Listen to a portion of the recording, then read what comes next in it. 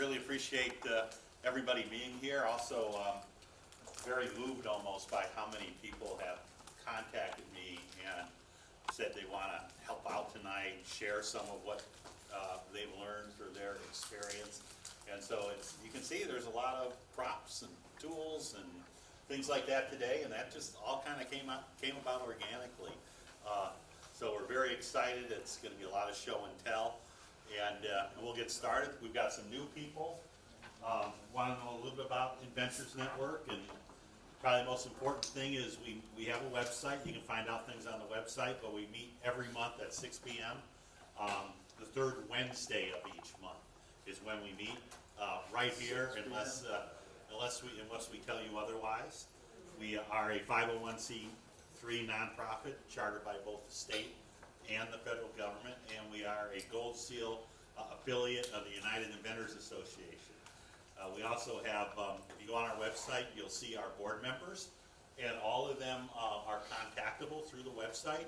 You can click on their names, you can see their areas of expertise, you can follow up with a question. Let's say you talk to somebody tonight that wasn't a board member and you want to follow up with them, you didn't get their contact information, just email me and I'll figure, oh yeah, you must have talked to John Titus, and here's how you get a hold of him. So very excited. The program for 2022 is called Napkin to Shelf. It's self-explanatory, but it really is our own content.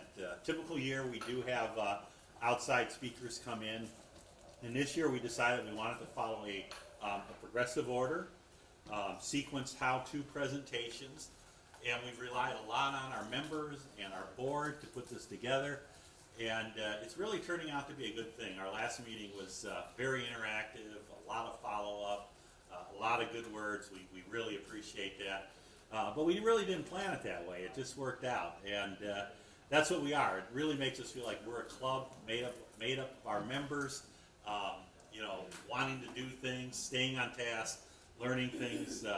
What kind of things will you learn? You were asking earlier. At the course of IN, we do try and have topics each month, and at least this year, we feel like almost everything's going to be covered. Maybe let's say 95%, from patents, which we did earlier, to prototypes, which we're doing tonight, and taking products to the market. We also have a pet project that we're working on. Jan is the project manager. We call it the baby. You'll hear a little bit more about that. And we're getting group input on how to put that together and get that to market. But we're also encouraging you to have your project. We call that the parallel path. We're teaching information each month, and have your own project that you could be working on. And when we do roundtables, we could talk a little bit of it, how you're doing. You have some questions on what we covered. Where do you want to take it next? Here's some advice. One of the things we feel our advice is best given in how to avoid mistakes. That's really, if you're playing the stock market, you figure out what stocks not to buy.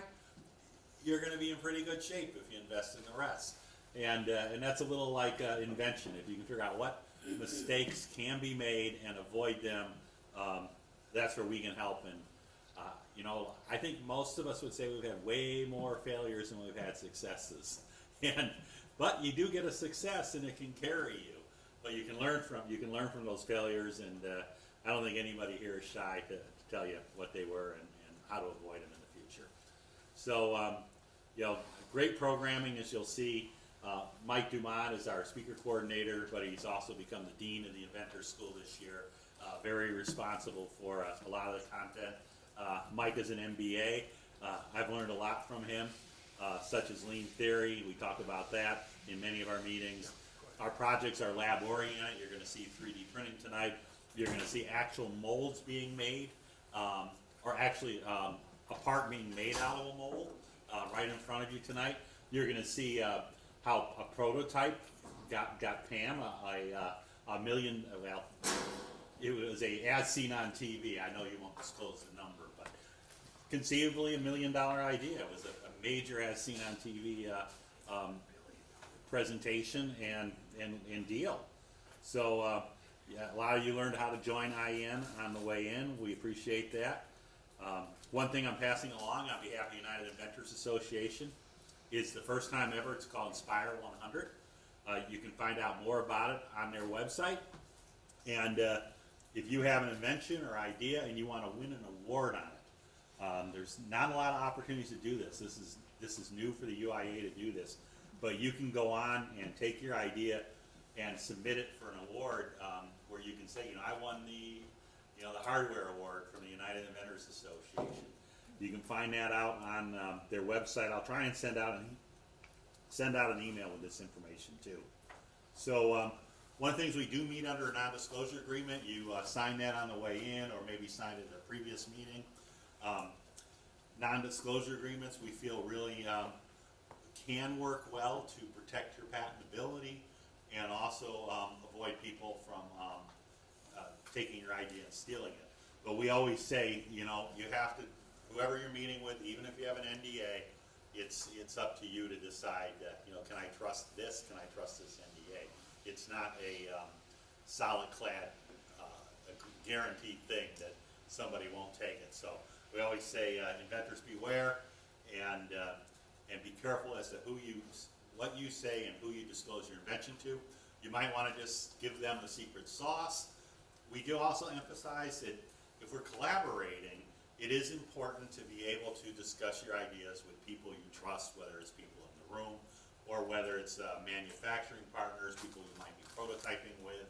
And so that's a judgment call for you, but it can be a real, even bigger problem if you want to advance your project, keeping it really close to the vest sort of thing.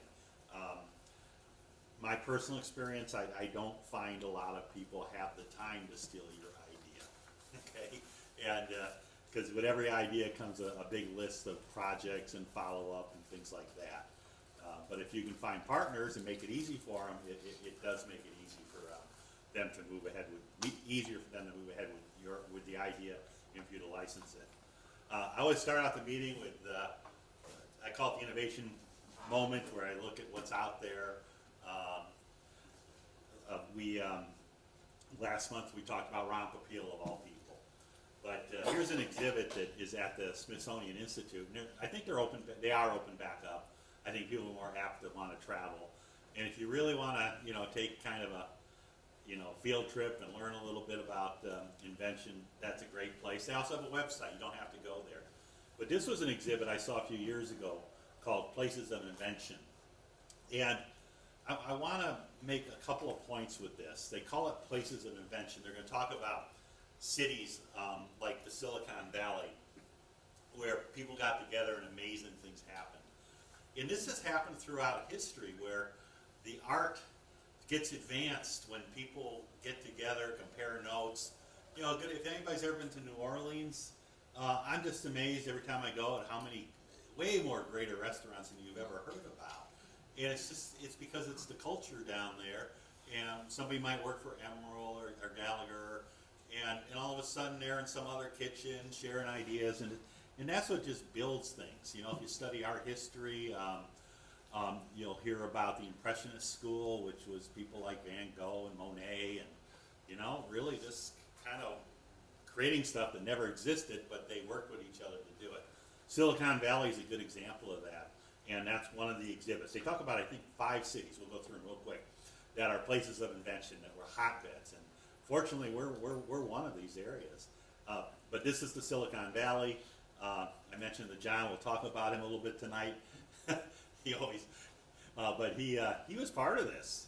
He's been in meetings with Steve Jobs and Wozniak, and had an account number 3 with Bill Gates, something like that, right, John? Yeah. A long story, but and some of you have heard it before, but we'll get into it. But he was part of that, and he was there. And this is that exhibit. They even show, I think they have a picture of Wozniak and Jobs being shown the mouse when they went to Xerox. They'd never seen anything, and John was, if you were able to zoom out the picture, you would have seen John in it, believe it or not. So pretty cool, and we're lucky to have him in our presence. Thank you, John, for coming tonight. The medical alley is featured. They feature, like I said, 5 cities, maybe 6, and they talk about each city and how they're a hotbed and how it was areas where people could collaborate. and they chose the Twin Cities because of our cardiac innovations in what we call medical alley up here. Back in the 50s when Bakken got involved with the pacemaker, and a lot of the other great surgeons and doctors at the University of Minnesota really created cutting edge technology, and John was part of that too. So he knows those people. So but that's what I think we're in a really great place if you want to invent, innovate, and you know, I think we look at Inventors Network as a place of innovation too. We're all very lucky to be in this marketplace and all the resources that exist. Has anybody ever been to the Bakken Museum on Lake Calhoun? Okay, yeah, you know, go over there. You'll learn about how this all got developed and how pioneering it was. They even developed a nuclear-powered pacemaker. I mean, a small nuclear plant that would be embedded into your body to power this thing, so the battery would never wear out. And of course, you know, I think people said we might not want to go there, so they never did put it into the marketplace. But think about that. They talk about music in the Bronx, hip hop. You know how, but I think, you know, if they hadn't already talked about the cities, they could have probably talked about Prince and the Minneapolis Sound and how all that music got inspired and became its own thing.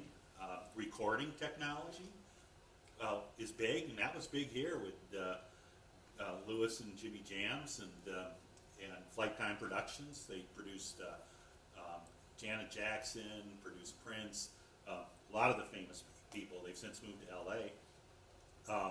Hollywood is kind of how I got started. I'm putting this together. I said, I want to talk about movie technology tonight, because I hope many of you have seen Top Gun or a good movie lately. And the technology you see in movies is just amazing. And I decided, boy, I looked at the technology in movies. I said, I don't understand 90% of it. I wouldn't do any good talking about movies up tonight. But I can talk about the 1930s, and that's what they talk about in this exhibit. Everything important in the movie industry happened in the late 20s and early 30s, okay? It was in Hollywood. People were collaborating. What happened? You had sound. You had a soundtrack embedded into the film, so now you had talkies. But you also had color technology. In fact, there are even silent movies that have been done in color. It goes that far back. We always think of black and white movies. And then a whole lot of other things, and then all the special effects that developed as a result. We also, they talk about Hartford, Connecticut, about precision engineering, and that's the kind of thing John's been involved with, CADs, or the CNC machines and things like that. How do you engineer? How do you measure? Really good innovation there happening in the city of Hartford, close to where a lot of the business was back then. This is in the 1880s, by the way. And then lastly, of course, they got to talk about clean energy, and they use Fort Collins as an example. And talked to somebody early tonight. I'd say probably at least every meeting we have somebody come in and they want to talk about an idea for the environment. And I think those ideas are well received if you can get to the right people and have the right technology. All right, so I want to make this announcement. This is going to tie in very well with what we're going to talk about tonight. It's a show that's going to take place at the Minneapolis Convention Center, June 21st and 22nd, so next week. It's called Design to Art Show. Has anybody been to this show in the past? All right. Those people that raise their hand, would you go again? Oh, yeah. All right, would you recommend it to others? Okay, cool. It's just full of booths and full of vendors that do 3D printing, that do materials for 3D printing, and can help you with anything, really.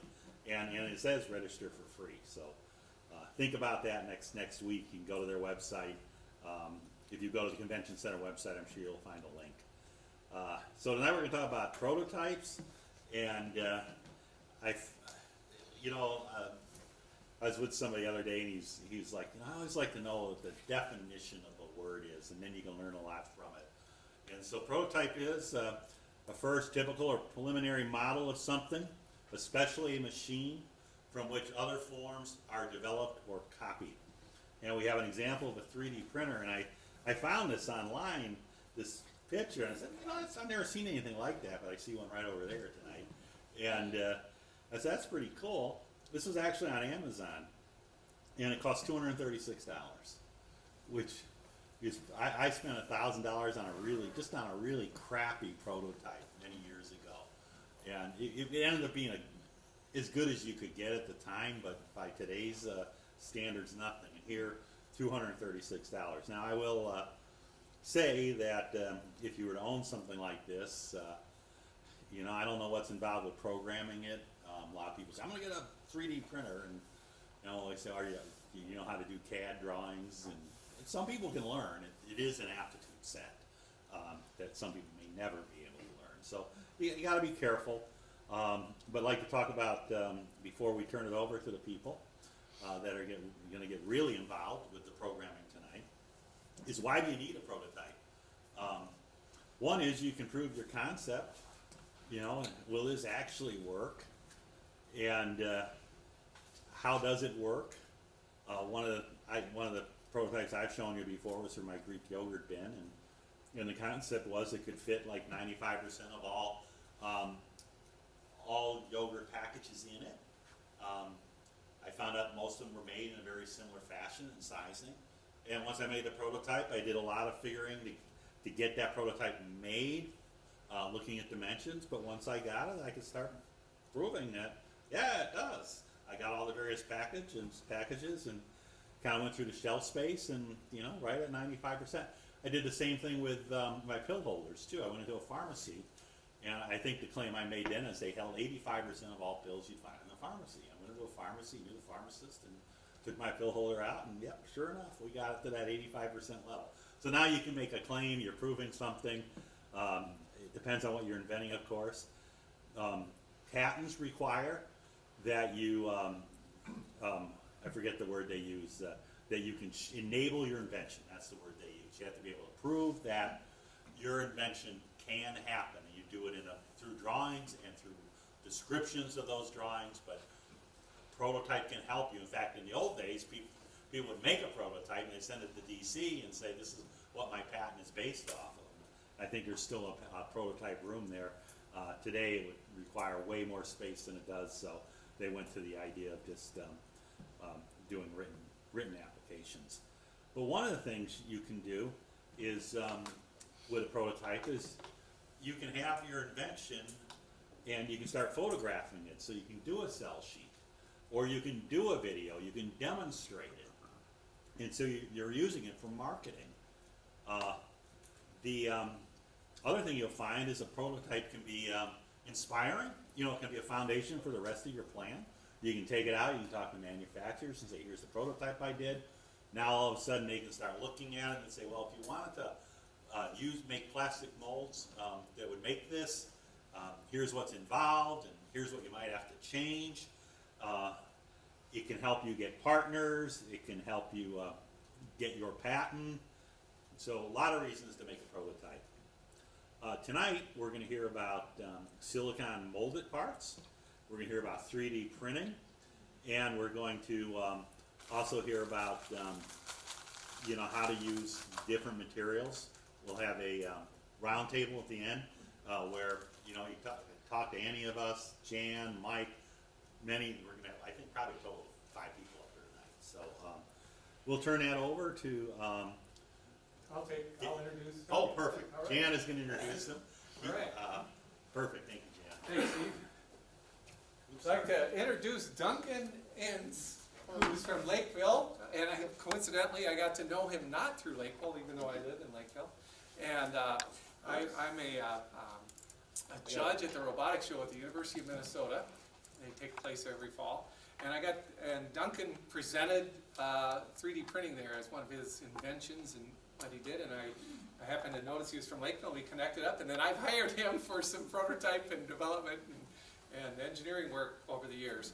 But Duncan is here to talk about 3D printing, and not a formal presentation so much as kind of a description from a user of what 3D printing is about. So I'd like to welcome Duncan, if you wouldn't mind.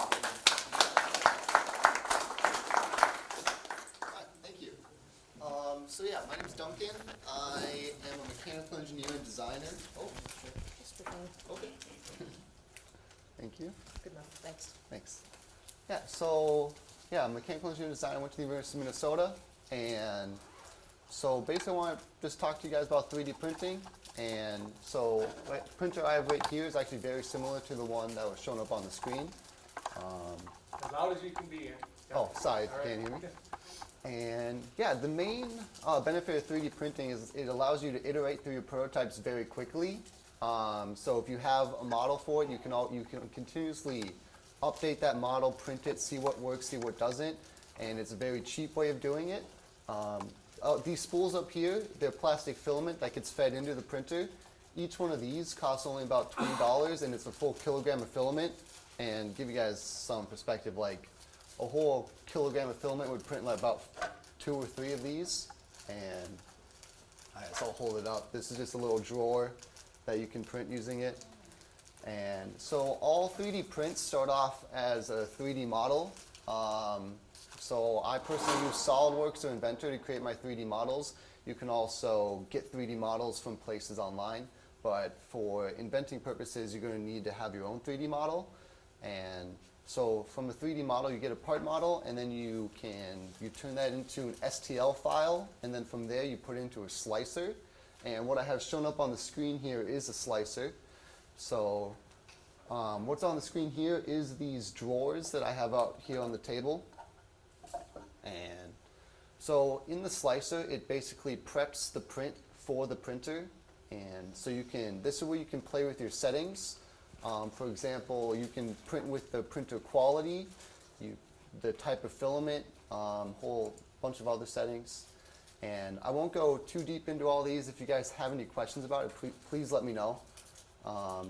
Yeah, so basically, all 3D printed parts, they look nice and clean on the outside, but in reality they're not. And the inside is a bunch of infill. So normally on a 3D printed part, there's about 2 thicknesses, a wall thickness around the outside of it, and all the inside is infill. And so for infill, for example, what I normally use is 15%. I'll pass that around if Yeah. that's all right. You got an extra? Go ahead. So you can tell it's very light, and so most of it inside is hollow space, and yeah. And depending on the purpose of your 3D print, there's many different, you can play with the settings, which is what's really nice with it. For most recreational prints, I use, it's PLA filament. I blank in what the acronym actually stands for the type of plastic. And so it's a very rigid type of plastic. It's the cheapest type there is. It's the most commonly used. There's also different types of filament that are harder. That one it's not necessarily as structural per se. There's other filaments that are much more structural. There's also filaments that are flexible. So that one is very rigid. There's filaments that are very pliable, and so they can still be printed the same way you print anything else, but once you get it, you have a very flexible kind of plastic. Yeah, so I'm going to, this might be a little difficult to see, but Kill the lights. Well, so just zooming in on one of the walls of that drawer I was showing you, what is shown here, there's all the little lines, which is actually the path the printer will take, and it's like all the little lines of plastic that goes out. The nozzle I have on here is a 0.4 millimeter nozzle. So each little line of plastic here is 0.4 millimeters wide, or in diameter I should say. And you can get different nozzles to allow you to go to even more precise, but as you see, the 0.4 millimeter nozzle creates a very kind of fine texture to it already. And yeah, so I guess before I kind of move over to the printer, does anyone have any questions about the 3D model to slicer aspect of the print?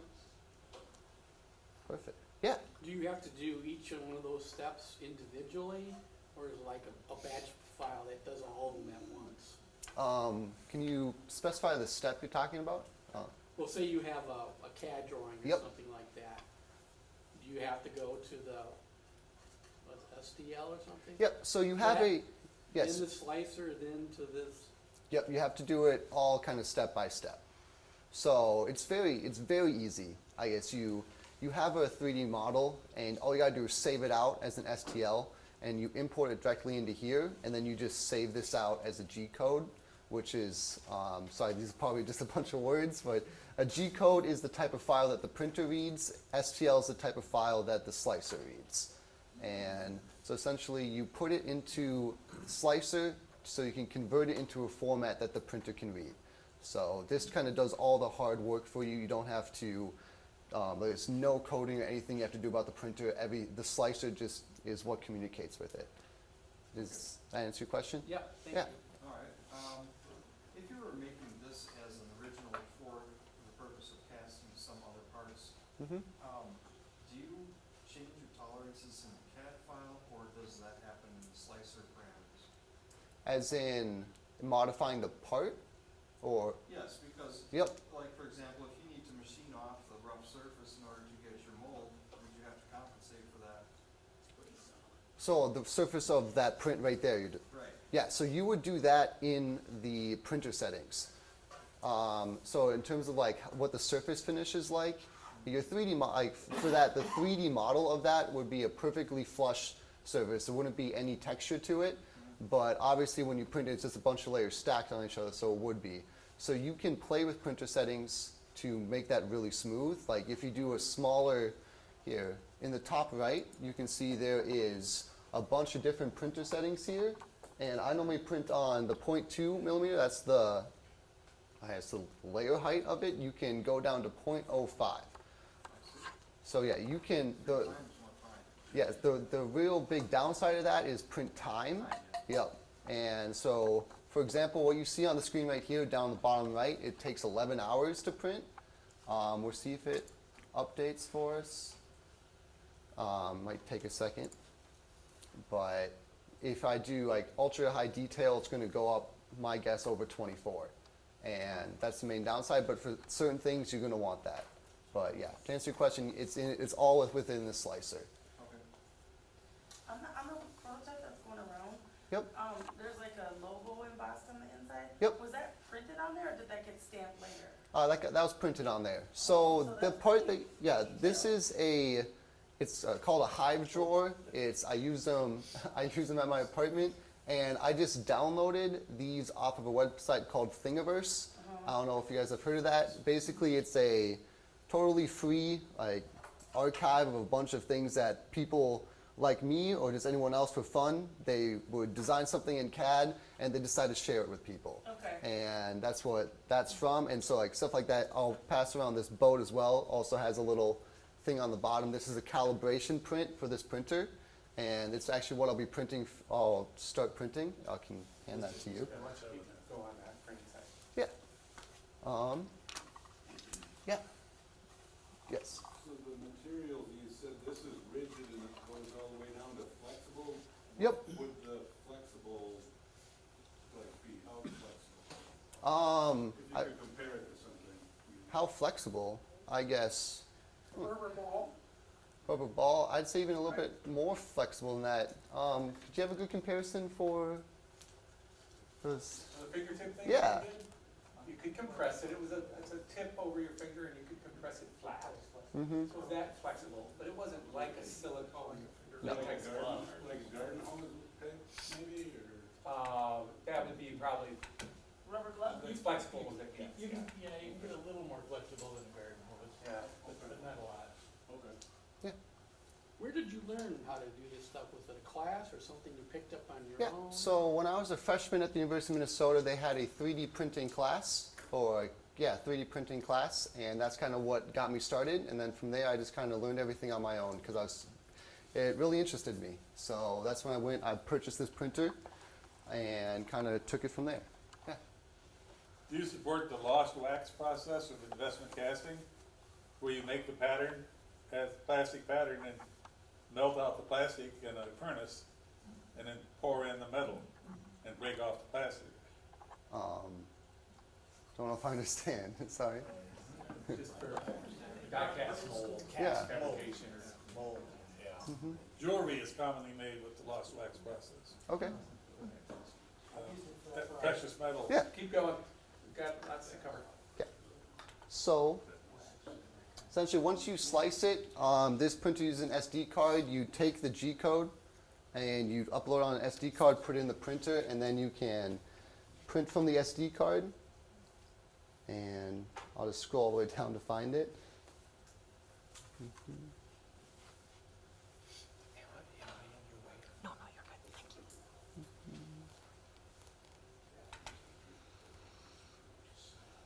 Okay, so one step I always do before the beginning of every print is I clean the surface of the bed with IPA.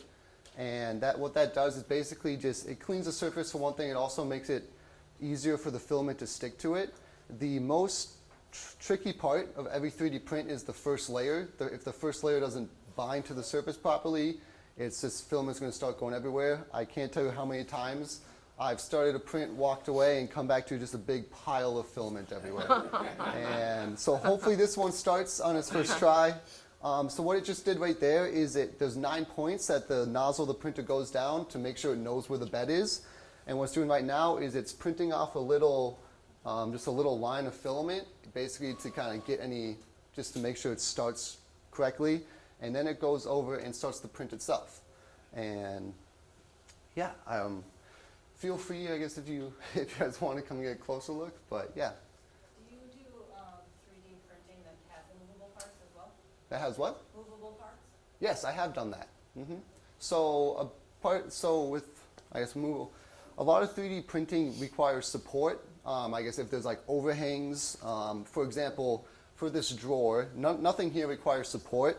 But if you had an overhang, essentially the printer can only go up to about 60% of an overhang before the filament will just kind of droop down because there's nothing for it to print on. It always prints on itself. But yeah, so with movable parts, there's a lot of things I made. I wish I brought it with me. I made like a Christmas ornament, and that was kind of gyroscopic, so I had a bunch of different stars layered in each other that could all spin with respect to one another.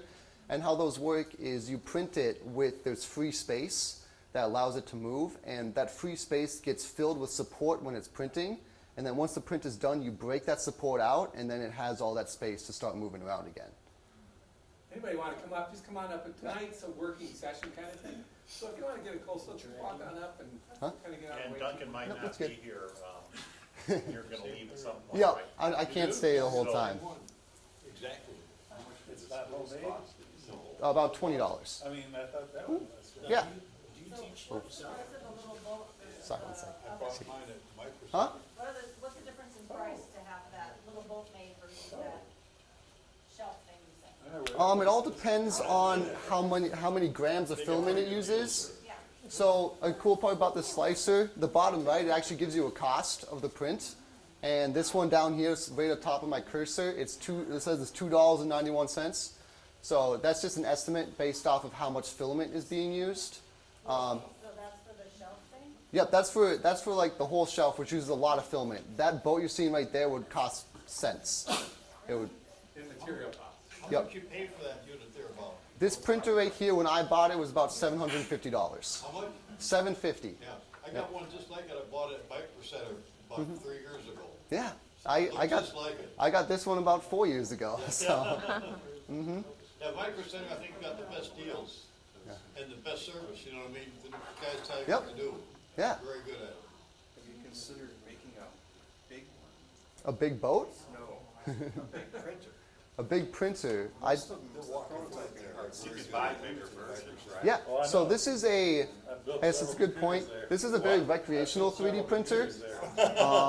I guess there's three there's printers that can be the size of this table, even bigger than that, where you can really get things. Yes. So this one is mainly just to be used for fun. Used for fun, used for small things. But for like this boat right here, I made completely on this 3D printer. As you can see, I had to make it in, you make it in segments and then you connect them together. Little railgun. Yep. How long did it take you to make that? No, 'cause you should only make it. That ship, a long time. Probably about, I'd say 40 hours of design work, like full set down designing. And then print time itself probably took over a week. Was that a download then? Hold that up. No, I made that. You Hold made that. that, yeah. Yeah, Worship up. That's go ahead. awesome. Wow. So yeah, this was my robot for the school project that was alluded to earlier. It used to have a little gun and stuff and be able to move around, but that's a long time past. It doesn't work anymore. Duncan, have you had any experience, you design it? Yep. You can prototype it, but I don't then know what take it I to a mean. mold maker? Have you done that? at I have all? not done that, Okay. but that's a very it's a very useful thing about 3D printing is to kind of vet out parts before you do things like injection molding. Hey, if everyone could be quiet a little bit more. Yeah. But Sorry, Duncan. He was just, They can't hear you. he was just talking about, and one of the things you can do when you 3D print, Ron will probably speak to this, is you can now take that file to a mold maker, and then they can figure out how to make a mold. They might have to make some adjustments.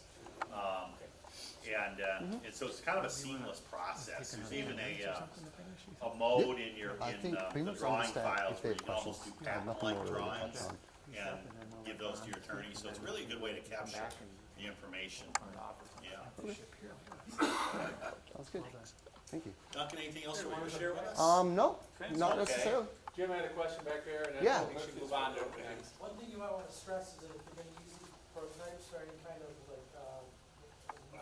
if you need any kind of real strength out of them, because it's laying down in layers, there's very definitely a grain. Yes. It's like wood, so you've got a lot more strength going with the grain than across the. Yep. You do that a long time. You do. And that's where it's really helpful when you play around with your print settings. You can, obviously the direction of print matters a lot. You can play around with the wall thickness that increases you can play around with how much infill you have. Essentially, there's a lot of settings you can play around with. I personally only know about like 3/4 of them, what they do. And there's so much you can do to customize and make sure you're getting what you want. But, yeah. Yeah, and we want to emphasize that what you're seeing in Inventors Network is a sampler of different ways to do things. And some of you might be thinking, I could never figure out how to design something with CAD using a computer. I'm just not going to learn that, go there. And that's okay, because you can hire people. We talked about Fiverr, we'll talk about that again. You can hire local people. Duncan, are you available at all if people want to hire you? Jan did, yeah. If it's small things, yes. Yeah. Yeah, always interested, but not really looking for big Sure. projects. If it's Yeah. just little things that need to be designed and printed, it's fun for me to do. Yeah. But, yeah. And there's service bureaus in town. Tyler, former board member, he used to, he's got a bunch of 3D printers. He's still in the industry. Depending on what you want to print, he can consult with you. That yogurt holder, he did my yogurt holder, that was a 3D print. So a lot of ways to go, just like with patents, you know. We had a big presentation on patents, and we didn't expect anybody to walk out and say, I'm gonna write my own patent.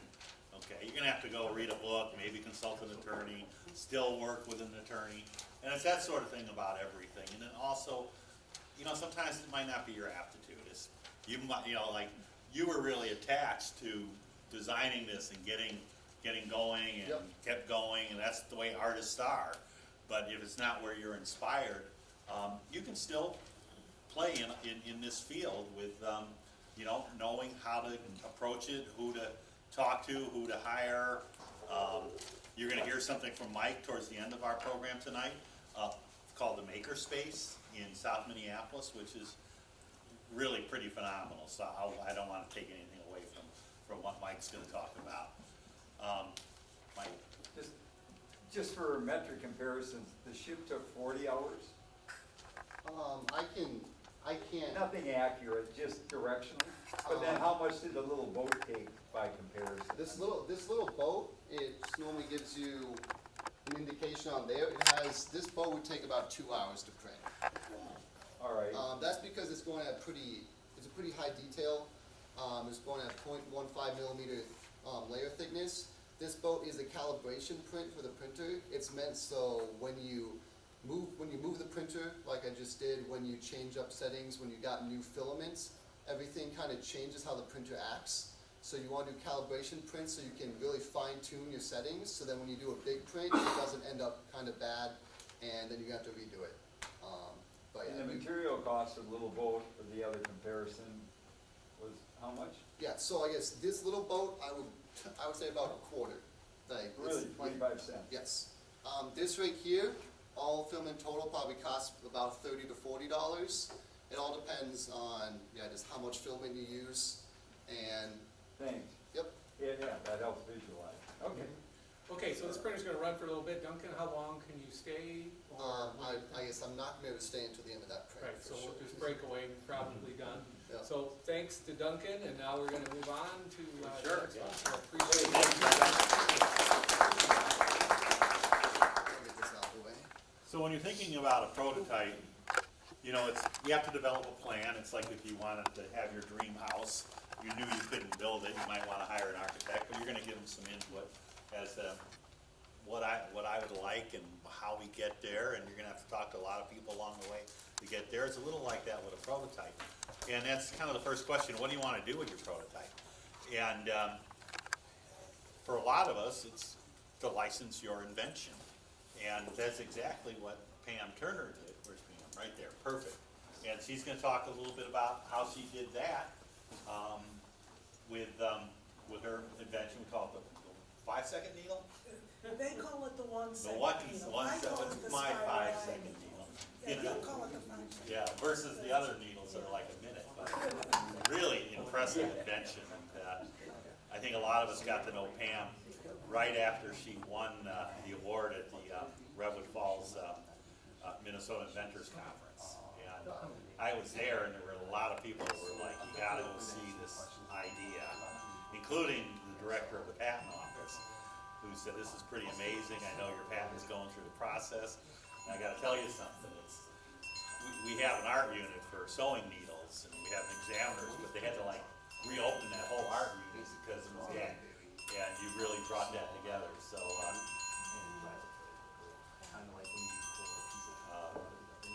anybody help John with that? Very good, thank you, John. Slow Yeah. responding. But this makes kind of the next point. Pam, I think you felt like you wanted to at least look into licensing, and then you had to develop a prototype for a lot of reasons. But in some of the advertising, they use that big needle, right? Okay, so I'll let you explain how you went about doing that and how prototyping helped. Okay. Yeah, I'll go over to the table. perfect, that's yeah. all right. Yeah, you can, that'll work for me. Hang on a second, I gotta give you the microphone. Oh,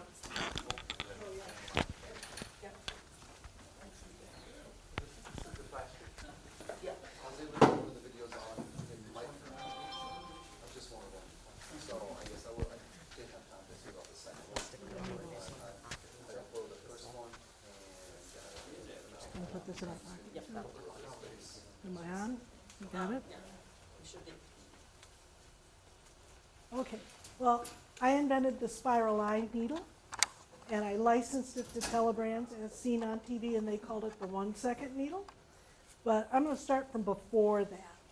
What I started was, I couldn't thread a needle, and my mom fell out of my mouth, and I said, Dan, we've been to the moon, why can't we fix the needle? And I burst into tears because my mom was gone for many years, and I still hadn't fixed it, so it became a mission. I had to fix the needle.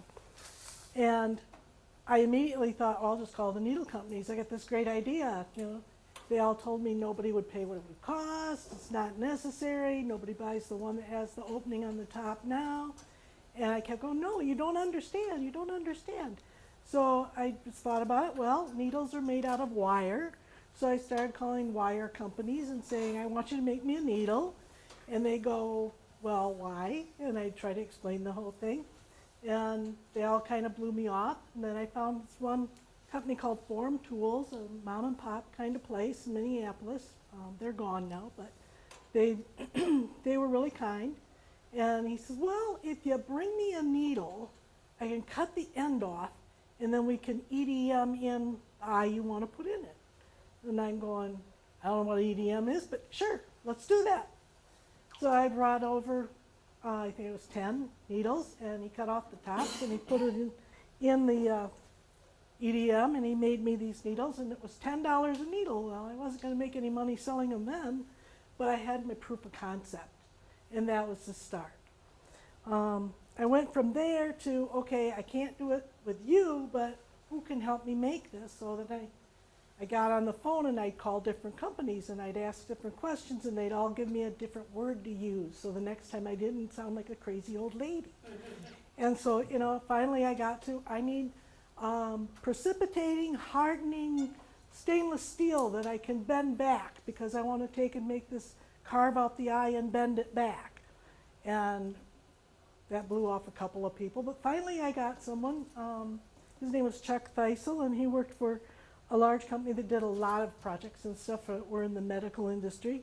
And he made me prototypes with that where he would cut, this is a different design, but basically he would carve out the center and then bend it back. All these little pieces right here, he gave it to me and told me, well, I don't know how they all go together, but that's how they made these.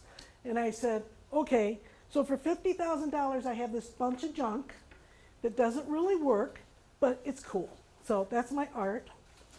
So then after I worked with him, and I had some needles, that's about when I got to the Minnesota Inventors Congress. I had some needles that Xylem was the company that made them, and I was altering the point a little bit because I didn't like the way they made them, and this is some samples of that. And I took those to the Minnesota Inventors Congress and got all sorts of awards and attention, and I'm going, I still don't know how to make these, but okay. And I'm appreciating all this attention. And I come back and I'm going, okay, now I've got awards. They told me I have an invention. I don't know what I'm going to do next. And so then I start calling some more people until I finally get somebody else that said, well, you really need to talk to Tom Clark. Well, who's Tom Clark? Oh, he owns TMC Tool. Okay, what's that? Oh, he's a prototype guy. Go see Tom Clark. So without an appointment, I show up to this guy's door, and he takes me in, and I tell him what I want to do. He says, well, let's sit down and talk about it. And for several months, I'd go over, and we'd sit down and talk about it, and he'd help me take the idea that I had from the Xylem and say, okay, we need to take these and bend them over, but you need this kind of material. You need that kind of thing. So I'd start taking a Dremel and I would carve out the wire and I'd bend it back and I'd make some more samples and I kept going, these aren't working. This isn't doing the right thing. But I had enough good samples that I thought, okay, I'm going to do the state fair. If I applied now, I can get in about 5 years. Well, I applied and I got in the same year. And I still didn't have product. So I went back to Tom and I said, I don't know what to do. And he says, well, you probably need to talk to the Van Essens. Well, who are the Van Essens? Okay, they own Unity Tool. And I walked in the door and I said, this is what I'm trying to make. And this is how much I've spent and I don't have a lot of money left. And, they're holding my homemade needles and they're looking at them going, yeah. We could do that. Yeah, okay. I said, okay, here's the problem. At the state fair, I need probably, I don't know, what do you need at the state fair? 30,000, I just guessed. And they said, well, we could probably get, by the end of the fair, we might be able to get 30,000. Okay, well, here's the real problem. I don't have any money. And, Dad, who owns it's looking at the needle. Son, who runs the office, is kind of looking at the needle. They're looking at each other, and I'm going, oh, God, I just want to leave. Mom picks up my needle from outside the room and holds it to their face and says, I need this. They made them for me. So everything was falling into place, just like the Inventors Congress. I found out about the Inventors Congress because I was going to have a booth that a friend of mine had a craft show. She said, oh, show your needle at the craft show. I'll give you a booth. She didn't give me a booth. She gave me a chair by the door, but that's okay. I could talk to anybody. It's true. It was great. I had this, So anyways, I made a sign at Kinko's. It was about this big, and it had an art that I had drawn of the eye of the needle, and I had it at Kinko's, and I was looking at it and checking it to make sure it was okay, and this guy leans over and looks at it, and I said, you know what it is? It's an elegant invention. You need to take this to the Minnesota Inventors Congress. What's that? I mean, it's like everything happened just at the right way. I met the right person who sent me to the right person. It was just meant to be. So I'm at the Inventors Congress now, and I'm getting all these awards, and I'm getting all this attention, and I still don't have a needle that's really good. I don't know what I'm gonna do. So I, went back to Unity Tool and I said, I don't know. And I said, look, and I brought this in. I was so excited. This is a broom handle. I had carved out what I wanted the eye to look like in it. And I said, this will be great at the state fair. I need some kind of, attention getter. It's not to scale, Pam. Okay. So they made me one that was to scale. And so I have little ones now made that way. They couldn't make the point. They could only make the eye. Their equipment couldn't do the point. No problem. I've been doing the points already. I'd put the wire into a Dremel, and it'd be spinning this way, and I had a wet grinder going this way, and I'd put grooves in that stone. I just had all this, and I'd make the points. I can make the points. 30,000 points might be a lot, but I can do that. I figured I might be doing it at the fair. I didn't know. So I go to the fair with my needles, my giant needle to stop people, and my needles that they had made for me, and I was pretty proud. I did really pretty good for the first year. I don't know, maybe $2,000, not a lot, but I made a profit, and I got in the newspaper, I got attention, and it was great. Well, after I got that, I'm like, I need to have a better prototype, because, this is not working. It catches a little bit, especially if you're left-handed. I thought I was going to have a left-handed needle and a right-handed needle. That was not a good plan. So I figured it was the shape, and because it has a little bit of a catch right here when it goes in, if you're left-handed, you're going from a corner to a corner of the material instead of a right-handed person, so it's from straight line to straight line. So, okay, we need to get rid of that little corner. So we sat down and we drew, and I drew in with a blue pen, and they'd draw with a red pen. And I'd go, no, that's not what I want, and I'd change it. And then they'd say, well, we can't do that, but we can do this with a red pen. And we just went through pieces of paper till we finally came up with a design like this. So now I had a taper to it and an area that's cut out so it didn't catch. It had, the original one didn't have what I call the stop bump in it, this little area here. I had a provisional patent for my eye that was just a fold over black one. And my provisional patent ran out, so to get the new patent, to get a real patent, I had to make a significant difference to the needle. So I added what I called the stop bump. It locks the thread inside. So we could add that because they had equipment to do that. Now, on top of being able to do that, now they bought equipment so that they could make screws for some other customer they were going to have. So now they made the points. I didn't have to hand grind them anymore. So for the second year at the fair, I had this needle, and that was awesome. So I'm going along and having a good time with it, and then somebody says, I need one for my sewing machine. Oh, how do I do that? Back to the drawing board. Now I know the system. And I'm like, okay, I'll buy a bunch of sewing machine needles and I'll alter it, right? Well, this is a giant version that a company uses for awards. And Unity Tool has altered it the way they do the little ones for me. So you have a slot in the side of it. It still has a little stop bump in it, so it meets my qualifications for my patent. And I have a machine needle now that doesn't catch, that's easy to thread. But I'm just really going along thinking, this is going way too easy. Maybe I should be rich. I'm not. Well, I happen to be like really broke at this point. I think I had $180 to my name. I had no money left on my credit cards. My ex-husband was really helpful, thank goodness. My sons helped with the dogs. Neighbors would help me with projects.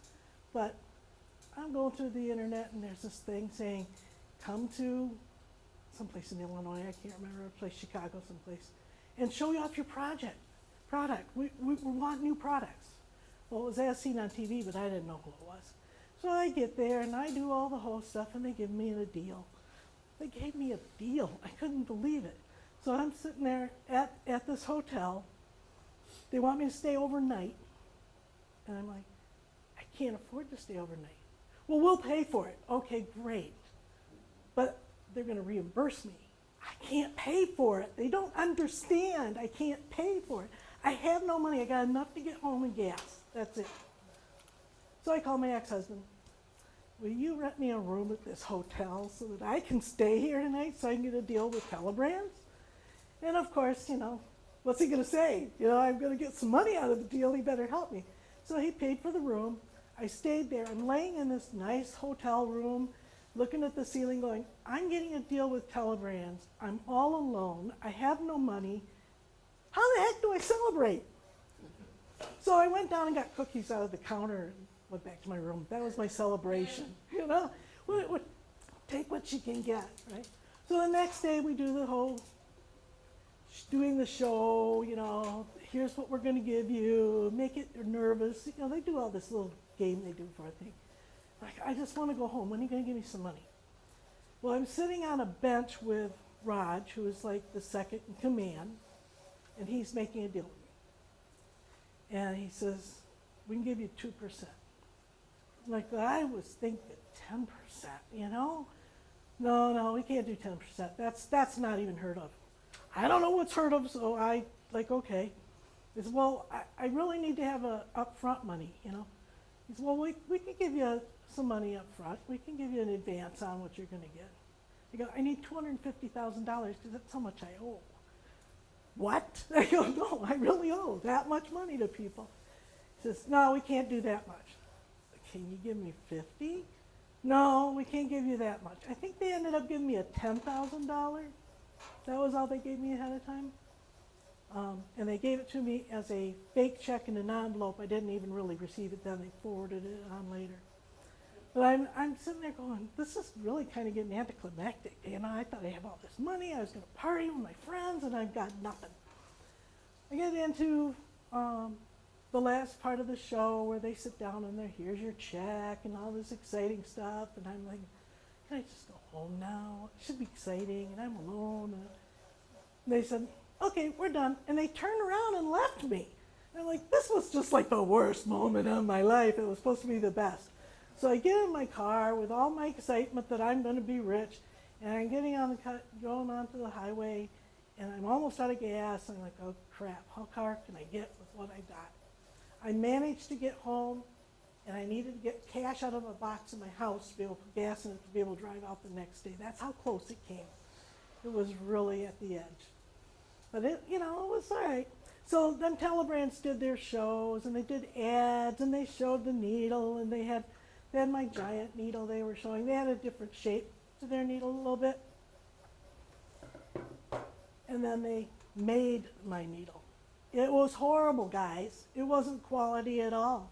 It rusted easy, it was plasticky, it was too big, it caught. I'm like, no, you can't sell this with my name on it. Well, it's too late. We're going to do this. So they sell off a whole bunch. Then everybody gets unhappy and they come to me because they bought my needle and it should be there.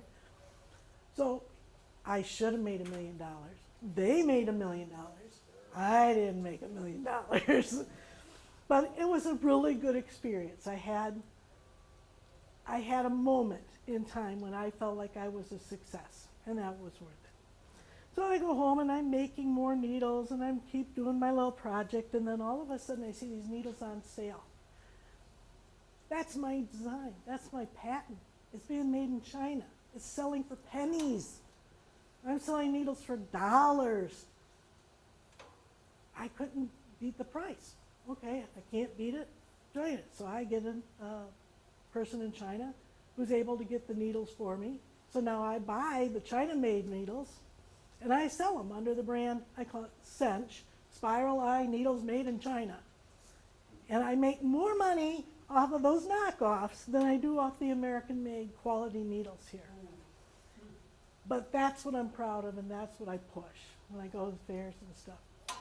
So basically, that's my story. I have all the needles and all the different levels that they were here laid out for you, so you can see the progression. But I really think it was sort of like a mom thing. She was watching over me and made sure the right thing happened right after the next thing. And it worked out. Then here I am. Perfect. Well, if we were all in Chicago, we would be giving you a big round of applause. Yeah, thank you.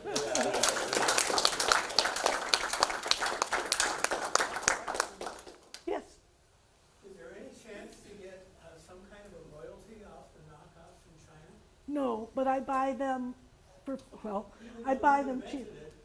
I can't. I have my patent in China that I tried to get, got declined because this other company had a design patent and they were a Chinese company. So I can't get a patent for that. Even though you have prior art here. Exactly. And even though my utility patent application in China came first. If another company in the US sells the China needles in the US, you've gone after them. And Yes. you've gotten royalties. And I get royalties off of that. Okay, Yeah. so the lesson here is, if you file a patent in the US, you better file it in China. Or someone in China is gonna copy it, patent it, and sell it back here. But I did apply for a patent there and The didn't get lesson it. is, The lesson is you just accept the fact that China's gonna rip you off and get your stuff done in as fast as you can so your brand name is known, your product is out there, and you've got control of the market here. It's extremely discouraging. I know of major companies that don't file in China anymore, just because China doesn't recognize the patents. Even if you file in China at the same time? Well, like I said, I know some big companies that when they look to where they're gonna file for patents, they just won't file in China because all you're doing is handing them a design that they're gonna build anyways. It means nothing to them over there. Yeah, you're basically. giving There's them a nothing head you start. can do, you can't get the award in China, and Well, you can, but even if you get a patent in China, they'll still knock it off. Sometimes you can get an exclusive agreement with your supplier in China, and then they will cater to you as long as you're flexible about the finances. I think it's worth looking into. Most of the time, that's the only thing you got. Yeah. And I've heard that if there are two countries here and China, and the reason you wanna get it in China, but the experience might not play out, but theoretically, the reason you wanna get it in China is that you said earlier, well, China, they can make it in China and then sell it here. Well, not legally, okay, you can enforce it if they try and sell those China needles here using your patent. Theoretically, in China, you can stop, them sending it everywhere else because they wouldn't be able to show it, or make it in a China plant. And that's and show it at their big major trade shows, and that's the strategy I've heard as to why you get a patent in China, but it is reliant on the enforcement. theoretical, so it doesn't really mean anything. Well, you don't know, I mean, it depends on how much money you have, Yeah. but, If you can sue in China. yeah, and theoretically, it doesn't work in A our lot of money. country, so. And we weren't ready to do that. It's very, No, it's very political. it wasn't worth trying. To make it, well, it's not near kind of the marketplace, and so much stuff is bought in China. So, I mean, people go to this huge show, and I forget, Shanghai or something like that. And all this stuff's on display. And I've heard of people have been able to stop stuff being on display if they have a Chinese pattern, or a patent, But that going can be to another enforced. country like India, is that making it? Not like it would in China. Every country costs money to file a Yeah. patent too. Yes. The US is expensive alone, and on the international ones. And every country then is another one. It's not like an international patent, it's every single country. But this is an amazing story, and we learned so much. Look at just what we learned tonight, just on how you prototype it. Did you ever think you might need a left hand and right hand? I honestly did. I was trying to figure out how I was gonna make it left-handed and right-handed. Were you thinking that before you prototyped it, or did No, that come as a result no. of prototyping? It was when Mike and I were sitting down and customers were complaining about the plain needle where it didn't have a thing, that it was catching. And I'm going, it doesn't catch. I've been using this forever. And Mike sat down and did it, and it caught. And I'm like, what did he do different? Oh, he's left-handed. I'm right-handed. And so that was the only difference. Did anybody from any of the larger, big companies, Brothers, Singer, ever approach you for forming a strategic partnership where your distribution would have been off the charts? You'd have got a smaller piece of bigger pie. I would have loved that. I did get an agreement with Pony Needle Company out of India, and they made a spiral line needle, sold it in their countries, and they do Australia and Eastern Europe and stuff. And I made some money off of it, but they didn't follow all the geometry, and they were having complaints. And then the complaints came to me. So they pulled them, but they are retooling now to do it. Yes.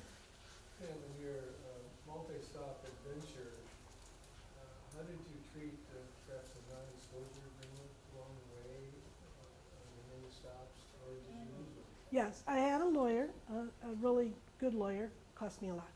But, you know, I would get non-competes, I would get all sorts of kinds of agreements that they would sign, and everybody was good about it. It really was just that this person in China who saw the ones that, as seen on TV, were making in China, took off with it.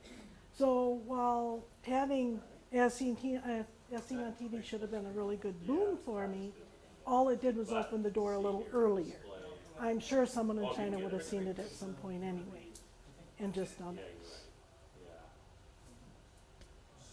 So the goal is to stay ahead of the game, form strategic partnerships if you can, with people who have might a little more influence in places like China. Right, there's that. The only place I've won any lawsuit money that's of any significance has been trademark name. Now, the 1 second needle would belong to Telebrands. When they stopped paying for the license of it, I licensed the name 1 second needle.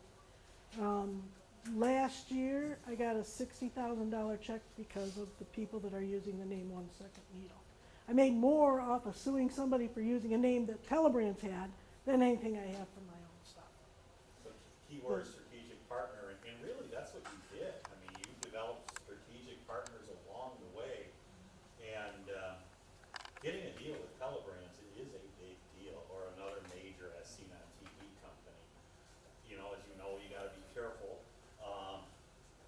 You know, do it under a trusting relationship, but you know, if an idea is gonna get knocked off quickly, there's no better way to avoid getting it knocked off than to work with somebody and get it first to market very fast. Yeah. And make it in large scale, where it can be produced less expensively.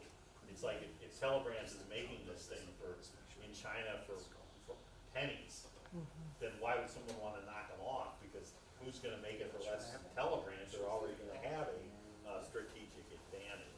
Right. And so I think we learned so much from, you know, kind of what I said, why do you want to prototype something? Yeah, there it is, right there. All Yeah. the reasons you just shared. And Pam, you're going to be around tonight? I'll stick around as long as people have questions. I'll be glad to Okay, answer cool. them. Yeah, so if we turn around, and like, on this ring, we have,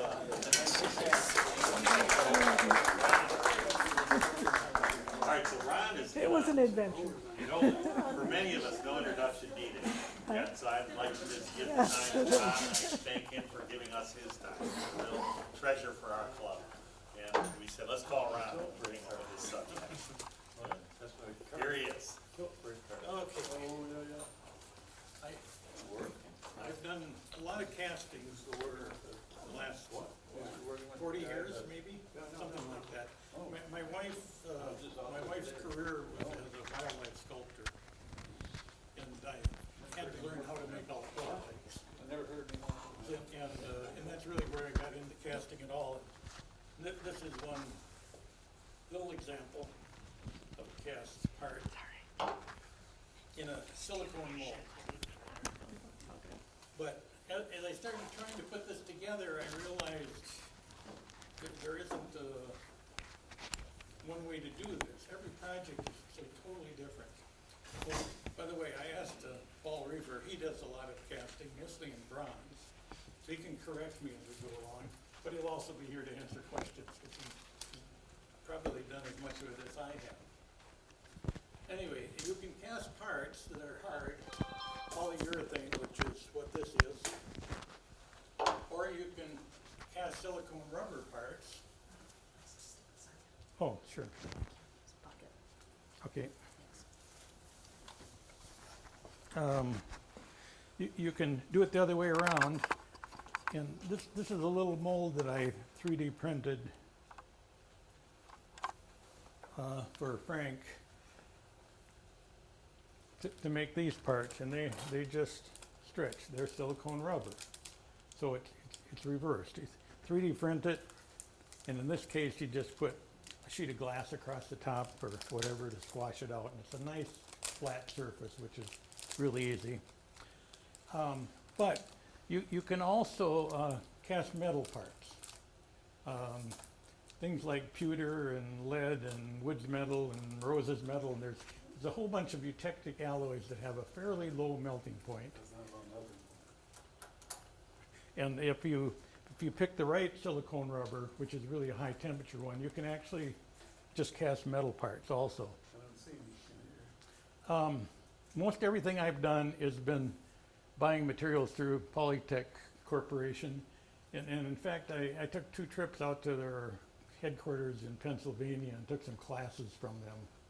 And I don't think they even give classes anymore, but I learned a bit there. But most everything is silicone, which comes in 2 parts, an A and a B. Usually it's 50-50, but sometimes it's 90%, 10%, depending on what it is. But if you're buying the urethane, it's also the same thing. You're mixing 2 parts together, usually 50-50, but you have to follow the directions. Anyway, if you're going to do it, I really recommend this company. You can get on the phone, they'll answer any question you've got. They're a little higher in price than some of the other things, but it's worth it in my mind. Go ahead. I've been using that product for over 30 years. Yep. I'm happy with it. Yeah, I mean, you can they'll answer anything, you know, and work with you. And you can call up and get the chemist and talk to him. Is this going to work, or can I modify this in some way? And so it's been really good. Okay, mold materials. You can cast wax parts, and Paul does a lot of casting of wax parts for the lost wax process. Alginate, I think that's primarily if you want to make a face mask. It's something you can put on your skin and it's not going to harm you. Latex, you can get that, but it's, I don't think for what we're doing it's going to make much sense. You need, 50 layers or something. You don't mix anything, you just dip it in, let it dry, dip it in, let it dry, and there may be a situation, but probably not. The polyurethane, which is what I normally cast with, and of course you can cast with the silicone as I indicated here. And this is right out of their catalog. Oh, by the way, I called them up and I said, can I get 20 or 30 catalogs to hand out? And they said, yeah, except we're out of printing right now. So I've got a couple that people can look at, but I think I may be able to call them up and get some. If I get a show of hands, I can tell them about how many I'm going to beg for. So not that many. We got, maybe 8 or 10 or something, it looks like. Would they have a PDF file they could mail? Well, this is a fairly... I know, but people are buying software where they can have this emailable and even flip through and it. then print it out, maybe. Not even print it out, just look at it on your laptop. It's a lot more than a catalog. This is an instruction manual on how to make molds and things. So it's pretty good. Anyway, materials, you can cast in wax. You can put gypsum in there. A lot of concrete sculptures are poured into silicone rubber molds. I mean, the lawn ornaments and things like that. If you need it clearer, you can get acrylic. Polyester is used for a lot of things. If you're building a canoe, it's probably polyester or things. I'd say never use it. I mean, it's about half the price of the urethane, and if you use it in your garage, you won't want to go in your garage for a month or 2. It reeks so bad. You've had experience, Paul. I think it's. I stick with the urethane. Yeah, I would stick with the urethane. I mean, you'll be tempted when you see the price, but don't go there. You can also get epoxy, and I haven't really worked with that much. I think there's some advantages there, but almost everything to build a hard part is you're probably going to want to use urethane rubber, and they have some urethanes that are softer, not as soft as silicone, but probably a third of the price or something like that. And then, of course, well, they don't sell them, but you can get different metal. Pewter, woods metal, they're low melting point eutectics. And then, of course, you can cast silicone parts. This is right out of their catalog. This is a typical two-part mold of a sculpture. And the way that's made, I guess I'm going to show it later, but you basically block off half of it with clay to make a parting line. And then you make some kind of a keying feature, just jamming in a round point of some sort. And then when you cast the part, you get the mating one, so it'll go together later. This is the easiest. If you've got something with a flat back, you can just put it in, make a round or square or whatever, and pour the silicone in and let it cure up and flip it over and pour parts. So it's nice if you got that. You can cast the whole thing, entire mold, and then cut it up in half later with a knife. I mean, the silicone cuts fairly easily. This one, I use a little different technique, and I guess I can pass this around, but you'll see there's a kind of a key there that I put in there. But what I normally do, rather than cutting, is I get shim stock, which is about 2/1000 of an inch thick, and you can fold this and make a little V so it'll key in nicely, and just glue that in where you want the parting line, and it'll be your parting line when you open it up. So you probably could have made this part in one mold if you with the shim stock in there and in the arm joint and probably along the outside edge. I don't know if you do it that way, Paul, or not. Or I prefer it this way. you do? Okay. It depends on what it is, but everyone is so different. There's so many techniques. Anyway, you can cut it apart. You can get a special knife or make one where you soften the blade of a knife and make a little jog in it so you can cut through and it makes a keying feature for you. Or you can, or as I usually did was, glue in the shim stock here. And if somebody's going to do it, I've got lots of shim stock at home and I can just bring some in if you're in need of it. Okay, in most cases you need mold release. Whatever your original model is, you need mold release. If you once have a silicone mold, usually you don't need much mold release or to have to deal with it there. It releases from most everything. But originally, so I use Dawn soap. For some reason they recommend Dawn. It's supposed to be different somehow, I don't know, but it probably doesn't make much difference with about 90% water. If you want a really better release in certain, you think it's going to be a tough situation, Vaseline dissolved in mineral spirits, but that dissolve that's heating it up in several hours of mixing, and it's not really easy. And then silicone spray works for most things except silicone. It's a glue. It's a glue if you're going to be working with silicone. So, but be careful there.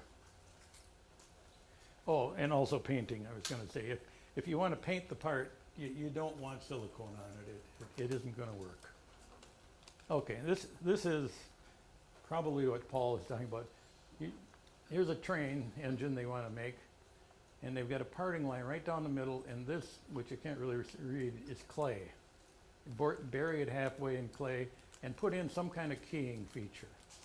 Okay, I mean, that can be a little piece of dowel or something, so it'll align when you go back together. And then you pour the mold, and when you're done, you flip it over, turn it upside down, have your key featured yet, put your mold release, whatever it is, on, and pour the top half. And then you've got to have a pouring hole where the material goes in, but you also need vents, and vents get to be kind of complicated sometimes, but you really need them. Okay, now here's the cheapest mold.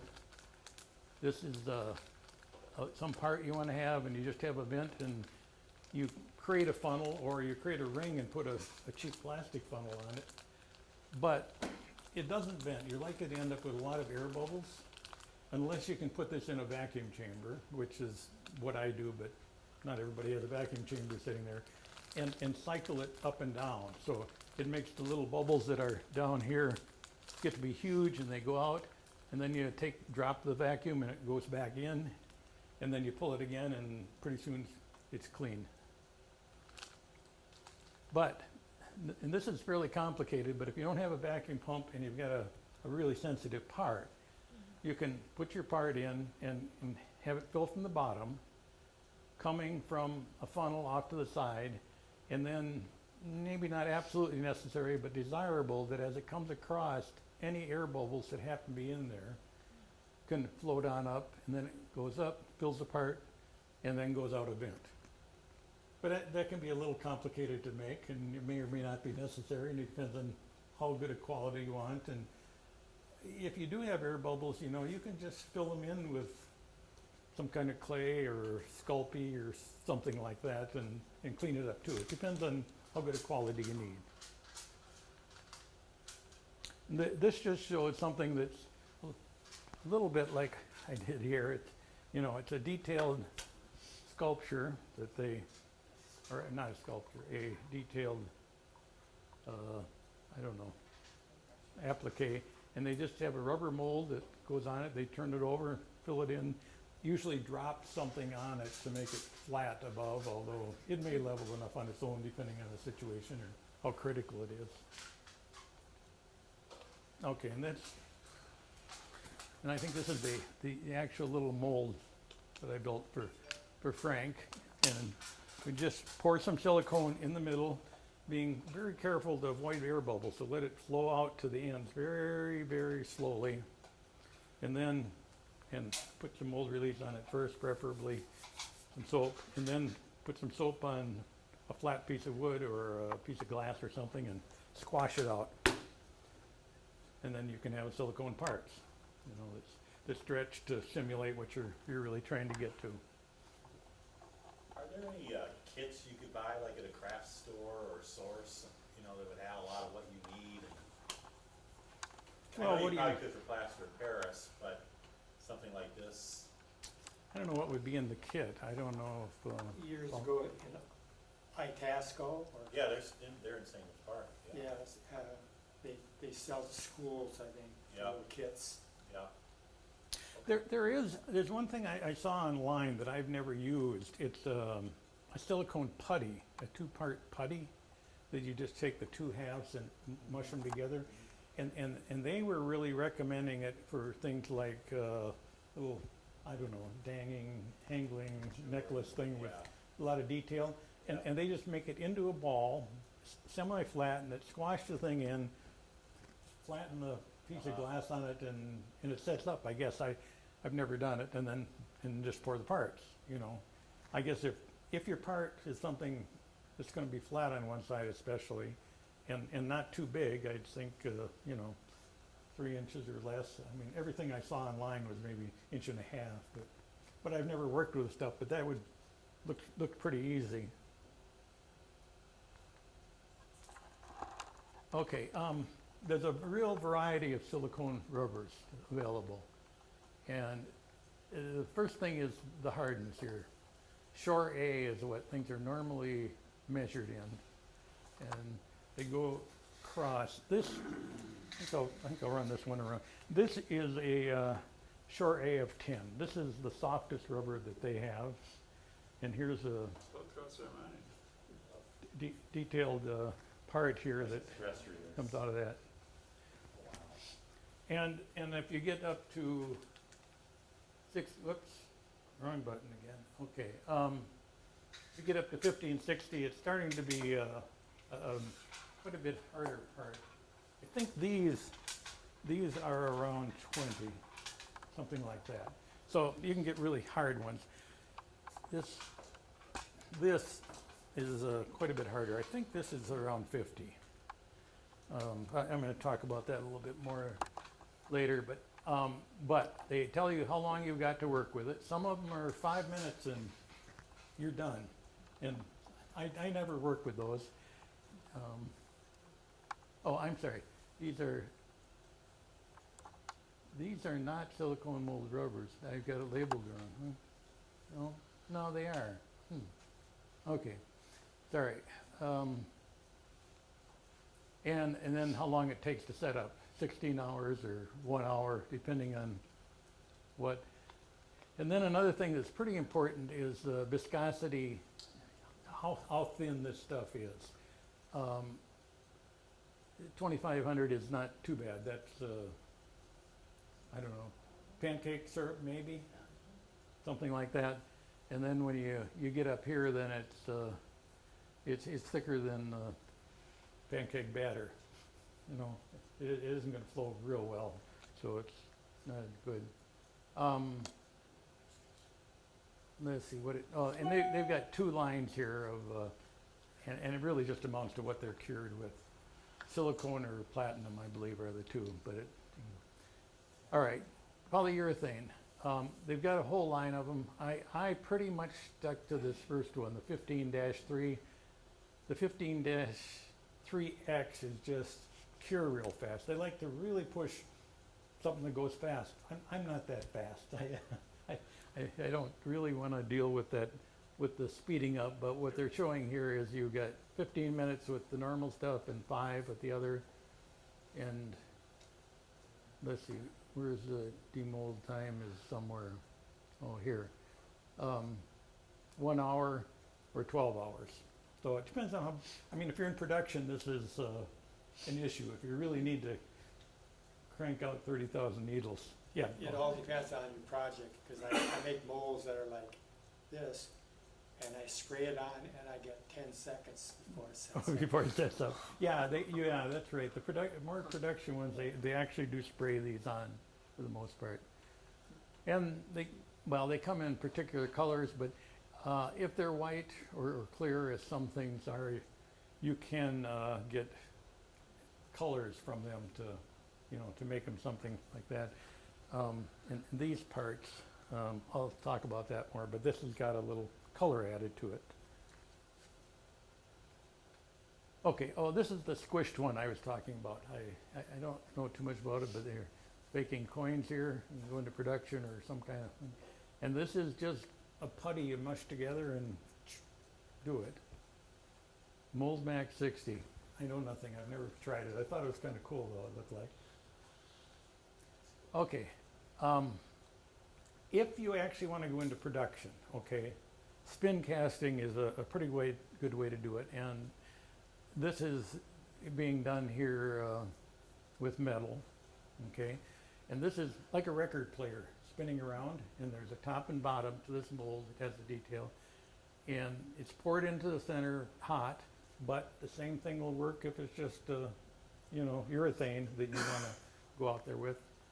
And it flows around, and they always come in the back side because you want to fill the part. It's kind of like gravity when it's spinning, that the center is up. So then it comes out, and then a vent, and you can do lots and lots of parts at the same time, and then open them up and cut them apart. And now, here is a production spin casting one. They're making fishing lures here.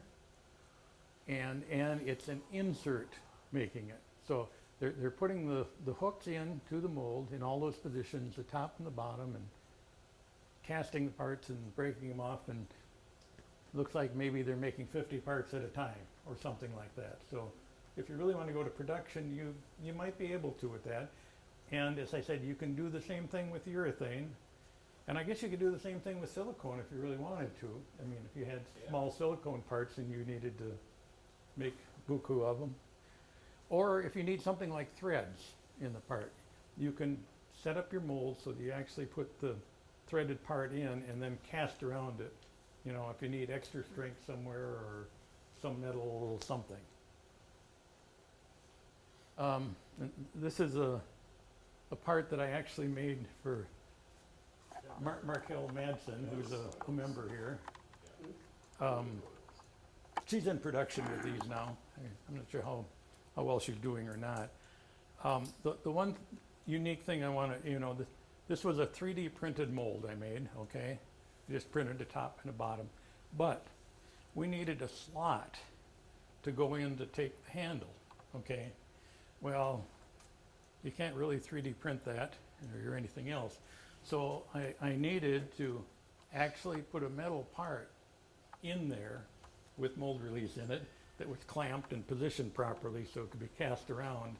And then after it came out of the mold, just, you know, pull the metal part out and put it in the other one. There's a lot of unique things that come up with each strange part. For context, Markel, the idea behind this invention was that those grabbers were soft enough so you could like pick up potato chips at a party, you know, as a serving Without piece. grabbing your grubby Yeah. mitts in there. Yeah, really good idea. Yeah. And you can make wax molds too. You can just stick your hand in and have the wax set up in a couple layers, and here's my hand. This is how This is Madame Tussauds does this. Pardon? What is it, Madame Tussauds in the Wax Museum? Oh, well, Yeah. no, I mean, you just, Cool. you, That definitely you feels like metal. pull it out. I mean, it kind of it's a one-shot thing, you know? You're not gonna Yeah. pull a second one, because when you pull that off after it's cast, and that's just urethane in there. But this would be considered a pick-apart mold, where you actually have to open the mold and take parts out and put them back in. But that same thing is done in injection molding on real low volume parts. Parts of the mold can be just hand assembled. Okay, this is, you know, fairly typical, and that's very much like the little duckling I sent around the room, where it's put in there and it was hand cut on the back, and the back doesn't matter so much. You can hand sand it hopefully later.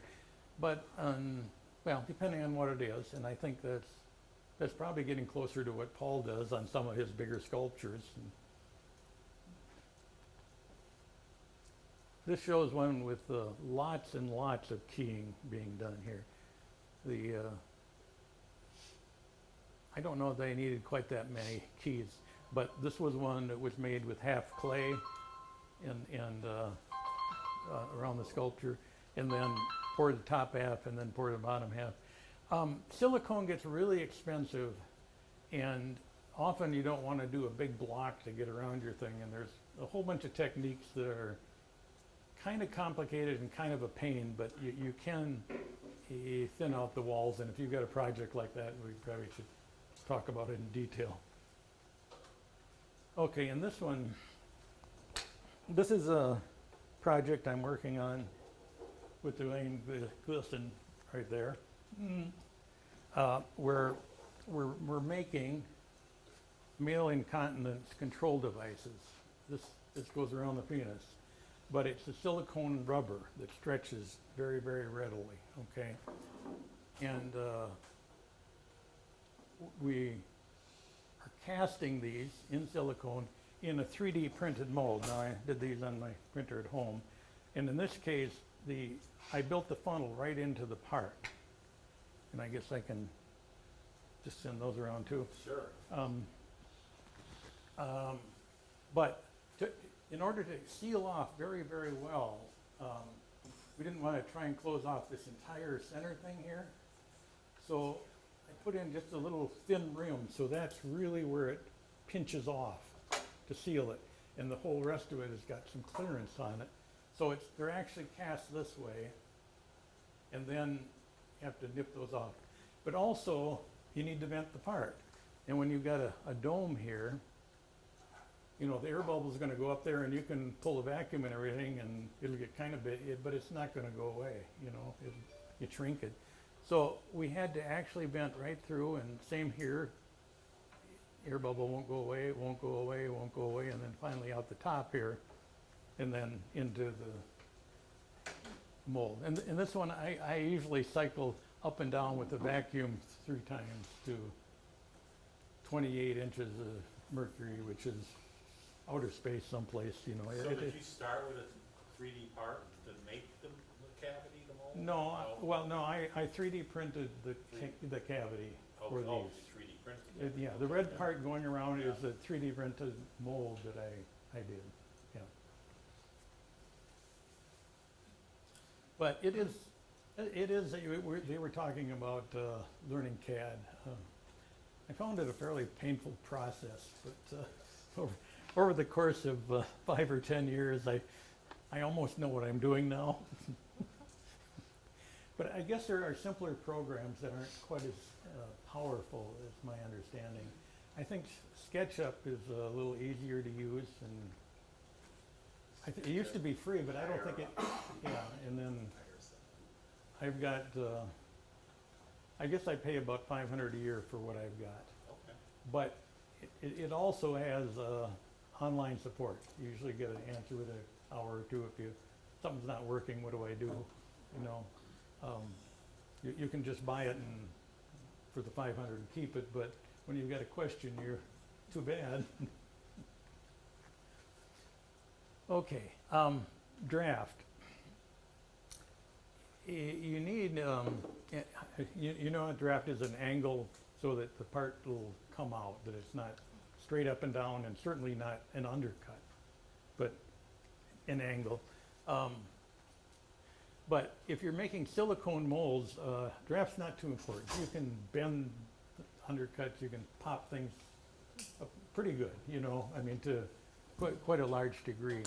So you don't have to worry about it too much, but if you're doing rigid molds and casting silicone, which is what these were, you know, I've got about 2 degrees, and I'd like to have 3, but I was having issues with the thinness of the parts and things, but that's about the limit, you know, but it depends on how deep it is too. You know, something like this is so shallow, it's just not a big deal. But these are quite deep. I mean, this whole bottom part almost is buried in there and has to be pulled out. And then if you're casting hard parts in a hard mold, which you usually want to try and avoid, but you may not be able to. You know, you may have to 3D print the mold and cast a hard part directly into it. Or another way to get around that, though, is to 3D print the finished part, preferably with some extra area around it, and then cast silicone one and go that way, which is all right. I mean, which makes it easier too. So you may have to do an extra step there. But if you get a hard mold and you're casting hard material, you need a really good surface finish, and you need as much draft as you can get away with. Also, the mixing ratio of the parts, of part A and part B, you know, if you're off by 3% or something, the properties start going. But if you go into Amazon, for $15, you can get something that'll measure down to 1/10 of a gram, okay? And when you mix it, I'd say spend your $15, you know? It's gonna save you a lot of grief here. I guess that's all I've got. Is there anything I didn't? Were you gonna include Paul at some point, or? Well, yeah, well, he was supposed to correct me as I went, but. So for context, Paul is, he does. You want to load my, Well, I don't know if we have time. He did bring a little bit of a presentation, but it sounded like you weren't gonna have enough time. got about 20 slides. Maybe we just flip through them real quick, just Okay, to give you an idea what Paul does. Paul's, he's done major statues across the state, bronzes, Northfield. Okay. You ever go to Northfield, Minnesota, the town square, there's a soldier, that's Paul. And he works with these amazing big pieces. You go to I know you didn't do it at the Twins Park, but he can do that sort of thing, like the statue of Kent Herbeck, when you at the, or Kirby Puckett. I'm passing around a Paul sample. can do that sort of thing. A sample of. And so he's doing it on a grander scale. And, A lot of the materials here, you know, one of the things I wanted to say about Ron is he, with the silicon parts, you know, one of the things inventors face as a challenge is how do you scale up your invention so that it becomes affordable to people. And Pam found that, you know, when she was developing the needle. And, you know, what, the first quote was $10 or something like that for one needle. And by the time it was all said and done, what do you think Calibran's was, costing? Under a penny, okay? And how that happens is making millions of them and making molds. And Ron's kind of a baby step. You know, you can go into production with these silicone molds depending on the product. And so now you can make, not only can you prototype something, you can make more than one copy of it. But it's, you know, as you can see, it's a hand technique. Eventually, depending on the product, you might want to scale it up. But every step of the way is extremely expensive to do injection molds. Is, you know, you got to look at probably having $100,000 to do a reasonable amount of injection molds. So it's a good way to get there. I also have a video from Polytech on how to make molds. Yeah, that's the problem. Which has been sitting on my shelf for the last 15 years. Yes. And if anybody wants it, you're welcome to take it.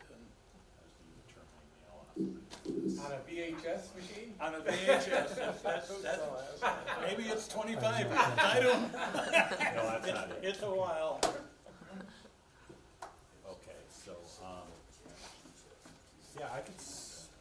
Don't open the case. Okay, so we're, okay, yeah, now we need to find Paul. I'm gonna close you out, Ron. Okay, no, that's fine. I was just going to, this was the advance on the card with the slide. And this one is the LED if you want to point something. Okay, so this is advance.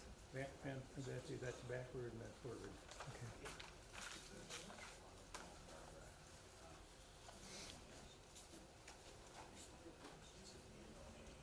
So which one do I? Project? To be 2022. That one there. Okay. Invent it, right there. Invent that. That's it. And as you can see, some of this is an art form. You can take classes, but you have to spend talent like Paul's and dedicate a lifetime essentially to the kind of stuff you're about to see. I'm going to present a little from the artistic point. Go see if you wanna do like a, Oh, sorry. like some of this stuff is like one thing, but like, say I invented the tape measure. And I got all these different parts that have to go together with certain mechanics to Yeah. it. Well, you want to, whenever you prototype something, you got to figure out, well, how are we going to do that? And it might have different techniques. And that's where you can talk to people like John and people who've done a lot of prototyping. Mike's going to talk about something in a little bit where there's basically a club of 500 members in South Minneapolis that can help get your answer, Darla. So Okay. we're going to talk about that Okay, thank you. next. How do So- we start the slideshow? Oh, okay. How do we start with slides? Slideshow. Right there. I think normally it's, you, hang on, let's do this. Wow, that's actually Long time ago, making school classrooms, we had to put the American Eagle on the side of the West Point ring with its beak hooked out there, Is it ready to go? Or? and we had to get that out of the mold. So we drilled out, we made the mold with the eagle, and then we drilled his beak out and injected some rubber, some of this stuff around the eagle with his, we had another eagle, by the way. The only people that hated us were the girlfriends with cardigan sweaters. Oh, perfect, now we got it. All right, now we're gonna hit, oh, I think they should be able to see the full image up there. Why not? Heat was silicon take about, how much heat silicon take about? Well, there's lots of different ones.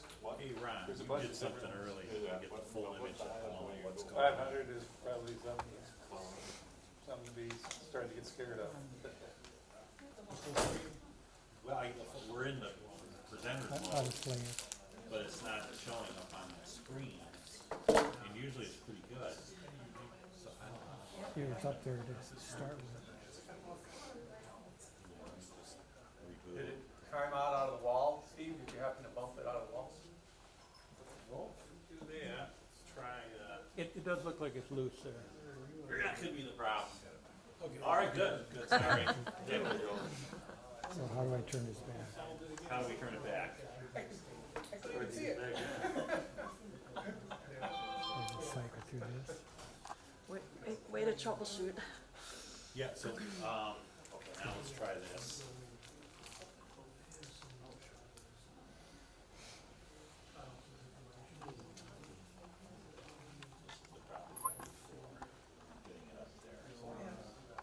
Okay, now we can go, okay.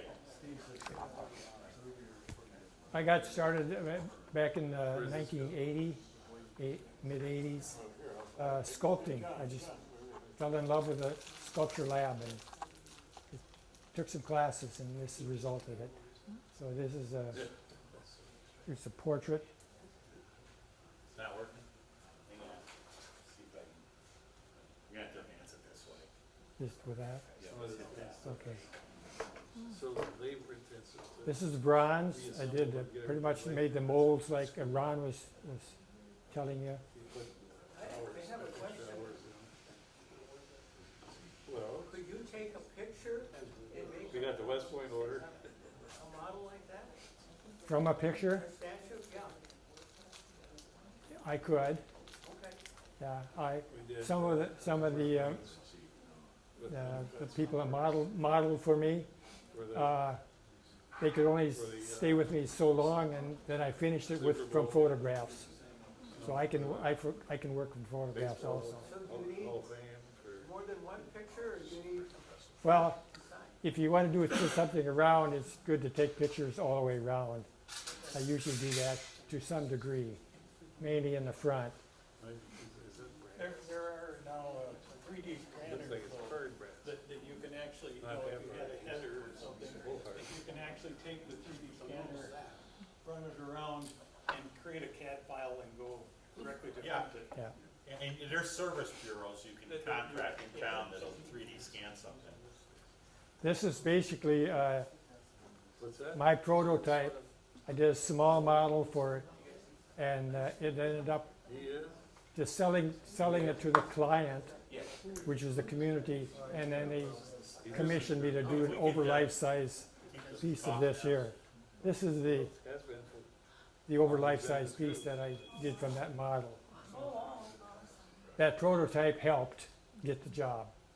He and Fred were great. This is a Northfield life-size GI soldier. What am I doing? This is Meredith Wilson. This is from Mason City, Iowa.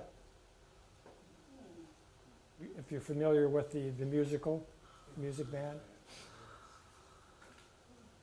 This is a 7.5 foot sculpture for at the diocese in New Ulm. And this is the clay. From this, I make the molds on this. So I get to this point, and then I talk with the client, and they look at it and okay it, or if they need changes, this is the point that I do the changes. What kind of clay are you using there? Modeling clay, I get it from a couple different sources. I could tell you afterwards. I don't remember it, but it's a modeling clay. It's But about. it's not something you can fire. Like Oh no, this is a plastiline Okay. clay. So it's oil-based clay. It's only used for making molds from. You can't fire this, otherwise it'll melt. If you want to do something that's to fire it, you have to start with clay, ceramic clay, and there should be a picture of that. This is how I started out. This was a friend of mine, Cliff. He was a sculptor too. But I started out with the armature, built it up with foam, started adding clay, adding more clay, and then putting in the detail. This one I did from a photograph. So, How yes. long does it take you to go from the initial beginning to the finished Uh, product? I don't keep track of that anymore. I'm sorry. A few months. Some projects take more because I start on it and then I'm not happy with it and I let it sit on a shelf for a while, a couple months, come back to it, add some detail, set it aside, and it grows on you. inspiration comes. But he was a good inspiration for me, a fellow sculptor. This is this was the Music Man building a big armature and then adding the clay. This is the clay part, and then this is the wax part.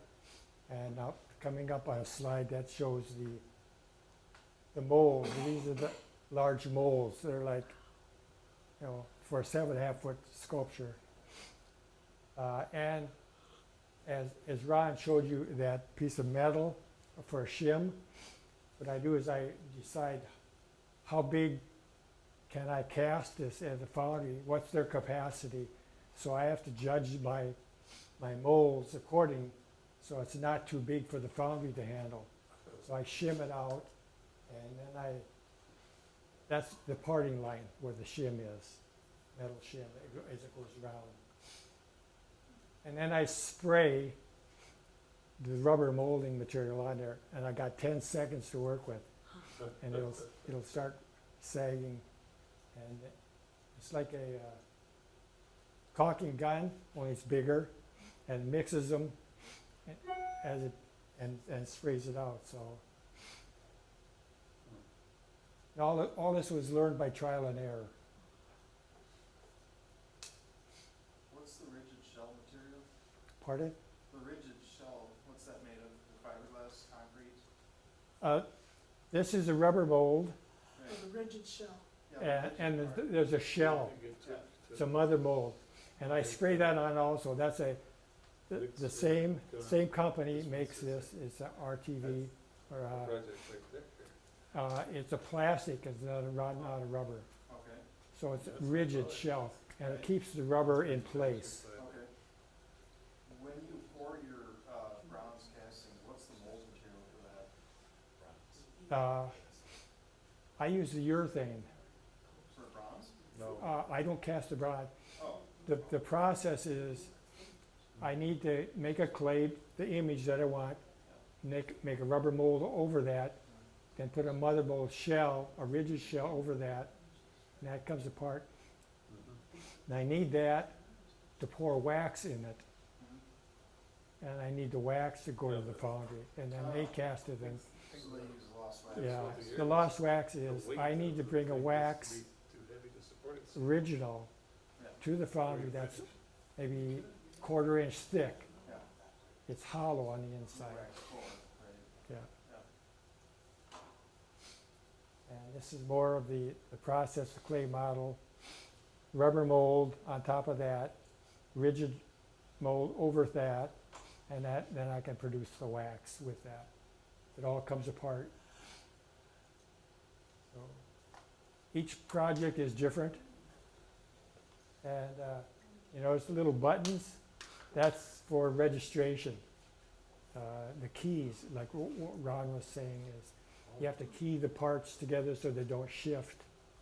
And all the little bumps on there are intentional, so the rubber mold will stay in this rigid mold when I move it around. And these are miniatures. I go from 7.5 foot down to 4 inches. These are some little miniature projects that I did. That's it. Thank you, Paul. Thank you. Real brief. We probably have about 10, 15 minutes left of listening, but then after that, everybody's free to talk to whoever they want, and you can talk to Paul, Ron, anybody else. You know, why are we looking at art tonight? It is very pleasing, but you look at how Paul thinks and how he engineers and looks at the end results. Because that's what you're doing when you make a prototype, is you're basically doing a sculpture, but it might be functional. And that's the thing, you gotta figure out what your plan is gonna be and what materials you're gonna need. You're seeing a variety of materials used tonight, but some people make things out of cloth. You know, anything else. And so that's what you have to do when you approach things. And then Mike is gonna share with us a place where they work with just a lot of different things, and. Steve, before you get on Sure. that, I'm gonna just show my Oh, little yeah, stuff. sorry, Jan. And then we can talk about. Yep, sorry, Jan. So, some of you have heard this old project that I've done. I learned this from Ron, okay? So I'm an example of a rookie in doing casting, but it was for a new product that I developed. So the product, if you've heard, it was a heated cutting board, and it's you know, a cutting surface that is made out of a simulated stone. But we make heaters for my business, so we put a heater, flat heater on the bottom of that, and then this thing is embedded into a frame. And that frame we needed to make marketing samples for this week, so we ended up making about 75 of these. And I guess the product is even in here. This is the product, and there's a heater and a pad underneath here. But this is the silicone rubber molded polyurethane casting on the back. And so the way, you know, we had to use a kind of a special plastic because we didn't need to cure it overnight. We wanted to cure it in about an hour, so it started to harden up in about 5 minutes and that kind of thing. So we had to develop it. But the mold, the first process was to make a master, right? And so this is the master. We made it out of aluminum, so it's because we wanted real good dimension stability. And you can see the machining marks on here and all. And this is then we had to make a frame. This is just what Ron talked about, and that would not use up that much silicone rubber, but provide enough rigidity in the walls for holding the poured urethane. And then mix up the silicone rubber, pour it in the mold, pour it right over this, right? And that's became the master. And so then I ended up with a silicone rubber mold, and this is the mold itself. Is this, okay? And then the hardened epoxy that was poured into it is the frame that's right here. And you can see here, if you want to come up later, what this looks like. But you can see these machining marks in here, and there's Phillips screw head that are in there. It's really a very good, precise, and you would know that from your accuracy on your sculpting. But this is an actual product that we're introduced and have test marketed, and this is the steps that we go through. This is the mold, and this is the finished product. But it started with the master, which was 3D designed in SolidWorks. I hired that out to be done. So that's all I have. So I think it's an example of what you're doing. And from the start. In production, how are you going to make that? Well, so then the market test is really to determine whether we can afford a $40,000 mold. Are we going to sell enough at the price points? And we haven't made that determination whether we're going to launch that into a production mold. So. And what material would you make it of in production? I don't know. It's a heated product, so it has to handle temperatures of about 250 degrees. So I don't know yet on that. But the plastic that we had to choose had to pick a temperature-resistant plastic that cured fast, that poured, that accepted a dark pigment. And you helped steer me towards exactly where to go. We do a sister product, a Lazy Susan that's battery powered. You can put on your table, so when you make ham for Easter, it stays warm all the time. Oh, very cool. Rotates slowly. Got most of it right there. There you go. All right, back to you. Well, thank you. Before we move on, I want to thank Kelly. We had a meeting that didn't go very well. There's a lot of AV problems, and people couldn't hear people, and we asked for a volunteer, and Kelly thankfully just joined us with this, and it was wonderful to see how you were getting people to mic up, and hopefully that makes a difference when you can hear the speaker. So, and she's filming it, and our plan is to have it posted so that members can actually see what's happened every session that we've done in the Inventors School. So we give Kelly a big hand. Thank you. Appreciate it. Do you have a question? When you have this video available, will you have a little bit of, like a screen introduction, the name of the person, that kind of stuff? That's a suggestion. We will say take it under advisement. 'Cause we don't know the answer to that We're a yet. volunteer organization, so the whole editing of a video to make it presenting takes hours, right? Yeah. And so do we do that, or do we worry about next month? So that's the question. If you're a video editor, we'd love to have you volunteer. Something. John. This would be a great opportunity for me to make a correction to a long, long error in the industry, in the history of everything we're doing. When I was with Steve Jobs and Steve Wozniak, we were at Xerox PARC in Xerox. I had just sold Xerox a $3 million CAD/CAM system. I was on the way back from a trip to Kentucky where I sold IBM a $3 million CAD/CAM system. My product, that was my product. And so they asked Steve if he would allow me to, they told me they weren't gonna be asking me any questions on the last day. And so I said, oh God, that's a disaster. I've been here 2 weeks. No, it's good news. But anyway, they said to Jobs, they asked me what I wanted to do for entertainment. And I said, I don't need to do anything for entertainment unless you're going to give me a tour of this lab, PARC, P-A-R-C, Palo Alto Research Center. That's what Xerox PARC is. They talk about this in the Smithsonian I talked about earlier. Yeah. Park. Yes. So they said, well, I think we have a tour today. I'm not sure we can, somebody whispered in the guy's ear. Well, the two people that are right down the hall here, let's go down the hall and talk to them. If they allow you to join them, then you can join them. So we went down the hall. Park is a great big, almost round building with 2 rows of windows, inner and outer wall, and a great big hallway all the way around. It must be a half a mile all the way around that darn hall. But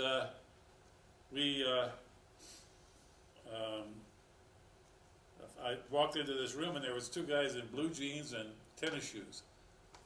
And you can date this because they were looking at a TV monitor, a great big monitor on a table. What is that? Oh, that's the 3 Mile Island nuclear disaster happened this morning. Yeah. And Jobs and Wozniak were infatuated by that. I said, what are they watching?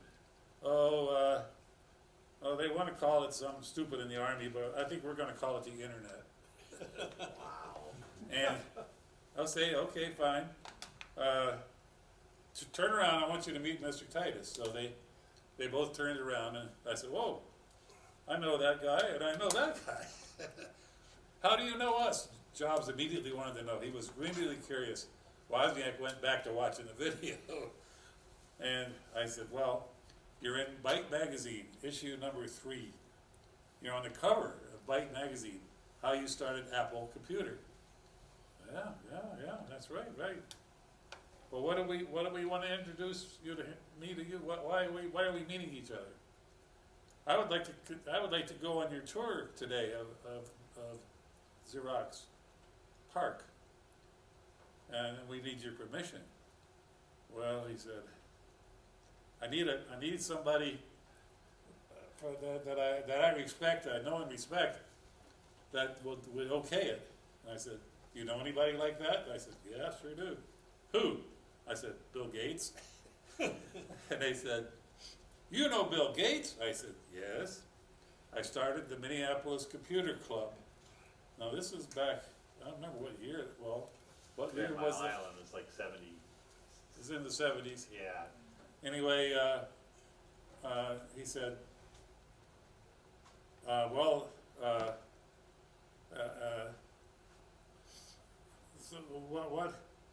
what do we want to, what are you going to try to accomplish today? And I said, well, he said, first of all, let me talk to Bill Gates. Give me a telephone. So they got busy with a crew of people and unrolled a roll of wire down around that great big circle there was a phone jack in one of those offices. And they had a phone jack on the side of this big roll of wire. They didn't have cell phones, didn't even have portable phones. And they plugged the phone in and handed it to Steve Jobs. And Steve says, he dials a number right away, and I hear Bill Gates. He knows Bill's direct number by heart. 'Cause they were good buddies. And he said, I got a guy here that says he knows you, and he wants to take a tour with us. Oh, I'm at Xerox Park. Don't ask me, I'll tell you later. How the hell did you get in Xerox Park? Was the question. Bill of the Steves. Yeah. Yeah, that's they're considered to be, competition, and that's Xerox's gold and silver. And so anyway, they talked on the phone just a little while. He said, "Oh yeah, I know that guy. Oh, he's the president of the Minneapolis Computers Club." Well, we only had about 30 members, maybe. This is an organization. There's about this size. But I talked Bill Gates into coming to Minneapolis and giving us a presentation at the meeting one night. 3 separate times that night. And I didn't pay the bill. I didn't even pay for his hotel. They never asked me to. I would have. But he damn sure remembered me. And so he gave me a good representation, and so we started. But what people say is that he stole the mouse from Xerox. He saw the mouse at Xerox on the tour. It was just about our first stop. This is Steve Wozniak. The Steves, not Bill Gates anymore. Bill Gates. This is Jobs. Steve Jobs, yep. Yes. Yep. And Wozniak. And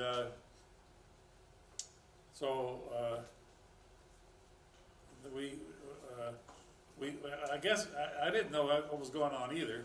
Why the heck are we spending all day now? It looks like it's going to take all day to go all the way through this damn big place. And we're going in every office, and there's one engineer typically in each office, and he's got his pet project that he's working on, and he's showing this to Jobs like it's not gold anymore.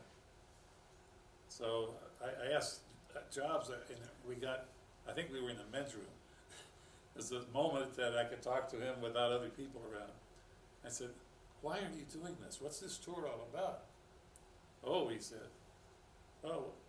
apparently Xerox wants to buy $1 million of our Apple Founders stock. And they approached people in Cupertino, California, and they said, "Nobody here has that control of that much stock. You'll have to go straight to the top." Where's that? Well, that's Jobs, Steve Jobs. And if he's got over $1 million worth of stock, and he might be willing to make a deal with Xerox, and he made a deal, and he told me this. He told me personally, straight to my face. I told him, "Give me a tour of Park, and let me look at all of the projects you're working on today, and let me pick at least one, and sign it over to me, and I'll sell you $1 million worth of Founder stock." That was the deal. That's never mentioned. I think that, I don't know why, is that secret? I mean, so stockbrokers. Not to you. Yeah. What did he pick? He's on the tour. We're on the tour. That's why we're having the tour. But the item that he picked, the project he was able to. The mouse. The mouse. And did he ask your advice for this? Yes. He did. He said, "Is this patentable? Is it patented?" No, not at this point. And I told him anything is patentable. That whether or not you can get a good patent is another question. But I sell in my CAD/CAM system a light pen that you put on the screen and push a button on the side of. I sell a mouse that works on a sheet of freezer glass, which is got plated. It's plated, but you can't see the platings optically too thin to see. So it's high maintenance stuff, but it did the same thing. So we'll all have an opportunity to hear this story again, and it's worth listening to. Because really, just think about moments in history. You know, when Thomas Edison found that perfect filament. This is a moment in history when the Steves were shown the mouse, okay? Yeah. I mean, and you were there. And I was there, and I'd like to correct that error, because Steve lived with that all of his life. Bless his heart. Everybody thought he stole that thing from Xerox. No, it was given. And Xerox Yeah. handed it to him. Part of the deal. Yeah. So John mentioned something called CNC milling. I'll turn it over to Mike quickly, but there is a CNC milling machine at what he's going to talk about.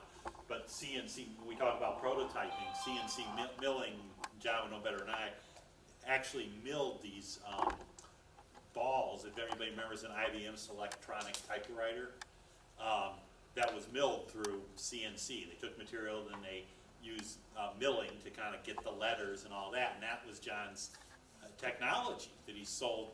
Yeah, I patented CNC. Yeah, and the reason I share that is because that's kind of very much in line with the sort of thing we saw tonight. So this is Mike, who's had a lot to do with what we're doing this year, and he's on our board. He is going to talk about something he found, and he wants to share it with you. For slide advance, what, on this computer, what do You can use my. No, we're good, Just do that. I just got a handful of slides. Good. Is that good? Okay. All right, so you've gotten a really good overview from, some of the members and the presenters here on, on prototyping, and obviously the reason for prototyping for all of us up front is to really make sure our concept is producible and performs at various stages, also for demonstrations, showing, and presentations that have been mentioned. But there's a facility, and there are different facilities in the metro area, but one that's really cost efficient for startup inventors is a group over in southeast Minneapolis called Twin City Makerspace. Some of you may be familiar with it, some of you may have been there. They've really got just an amazing array of equipment that's available for you to use in workspaces. So these are just, Steve and I toured it last week, and it's about a 30,000 square foot building of space that they got. And it was a fabrication manufacturing plant that they converted. But there's just, well, I'll show you a list of all the different pieces of equipment they have. But, everything from woodworking, crafts, steel, you name it, they kind of cover the gamut. Again, wood shop, metal shop, machine shop, blacksmithing, electronics, 3D printing. They've got a couple of 3 different laser printers, CNC routers that were just brought up. They've also got software, and I'm not sure with that how that's available as a member. But beyond that, they've got training on using a lot of this equipment. They have workshop training sessions, and they've got 500 members, and they part of being a member is giving back time, and some of that is by running classes and answering questions for other members that are there. So you can get trained in, get questions answered. So even though you may know next to zero on building a prototype in any kind of medium that you're looking for, the expertise is there to help you learn how to do it and to do it yourself.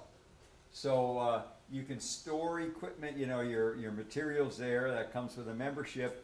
And I didn't ask a lot of questions about the membership when we were touring it, but it's $60 a month. And then I believe if you sign up for a year, it's $600 for a year. I'm not certain of that, but I believe that's how the math worked on it. But again, for that amount of money, you basically have a huge workshop available, literally 24/7. You've got a fob key that gets you in there anytime you want. And it's busy on weekends, Saturday, Sunday, and in the evenings during the week. But if you go during the day, during the week, or if you really want to and you're committed, you can go at night. And some members actually make production, kind of startup volume production there during that early stage of a rollout. So anyway, very versatile facility. Just really worth taking a closer look at. And to that end, we're actually going to set up a tour there in July for our meeting, where everyone can tour the facility, get an introduction to it, and ask questions, and obviously know then clearly what is there that might be of help to you in the future at some point in your own exploration of inventions and product development. So we wanted to introduce you to that tonight, and then we'll give more details, be sending out an announcement on it, but we'll be having a tour there in July. So, just want to ask, is that something that interests us to do as a group? It would replace our meeting? Trying to get a show of hands. Yeah, how many people would likely attend that? It's on July 20th, Wednesday, July 'Cause 20th. we'll tell them what size group. We might have to break into 2 tours. The other thing is, it probably would take maybe 45 minutes to an hour. As you know, our meetings can last longer than that. So there's a facility down the street. Well, it's called Memory Lanes. It's a bowling alley, and they have a nice lounge and bar. And the club does have some money.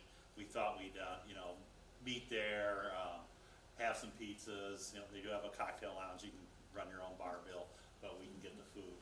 And would adding that on be something we'd want to do too? That people would do that too? Another show of hands. Yeah, so the tour itself might be like, say, around 6:30, we're not certain, something like that. Yeah, take it like 45 minutes. It's only about, a half a mile away from half Memory a mile, Lanes. you can walk it. So then we could either walk or drive, depending on where you want to park, and and then spend time there afterwards. Yeah, and I spent a lot of time in Minneapolis, and this is not an area that scares me. Okay, so. Is it No. the same as the one in Bloomington? I don't know about the one in No, it's Bloomington. not. Is it different?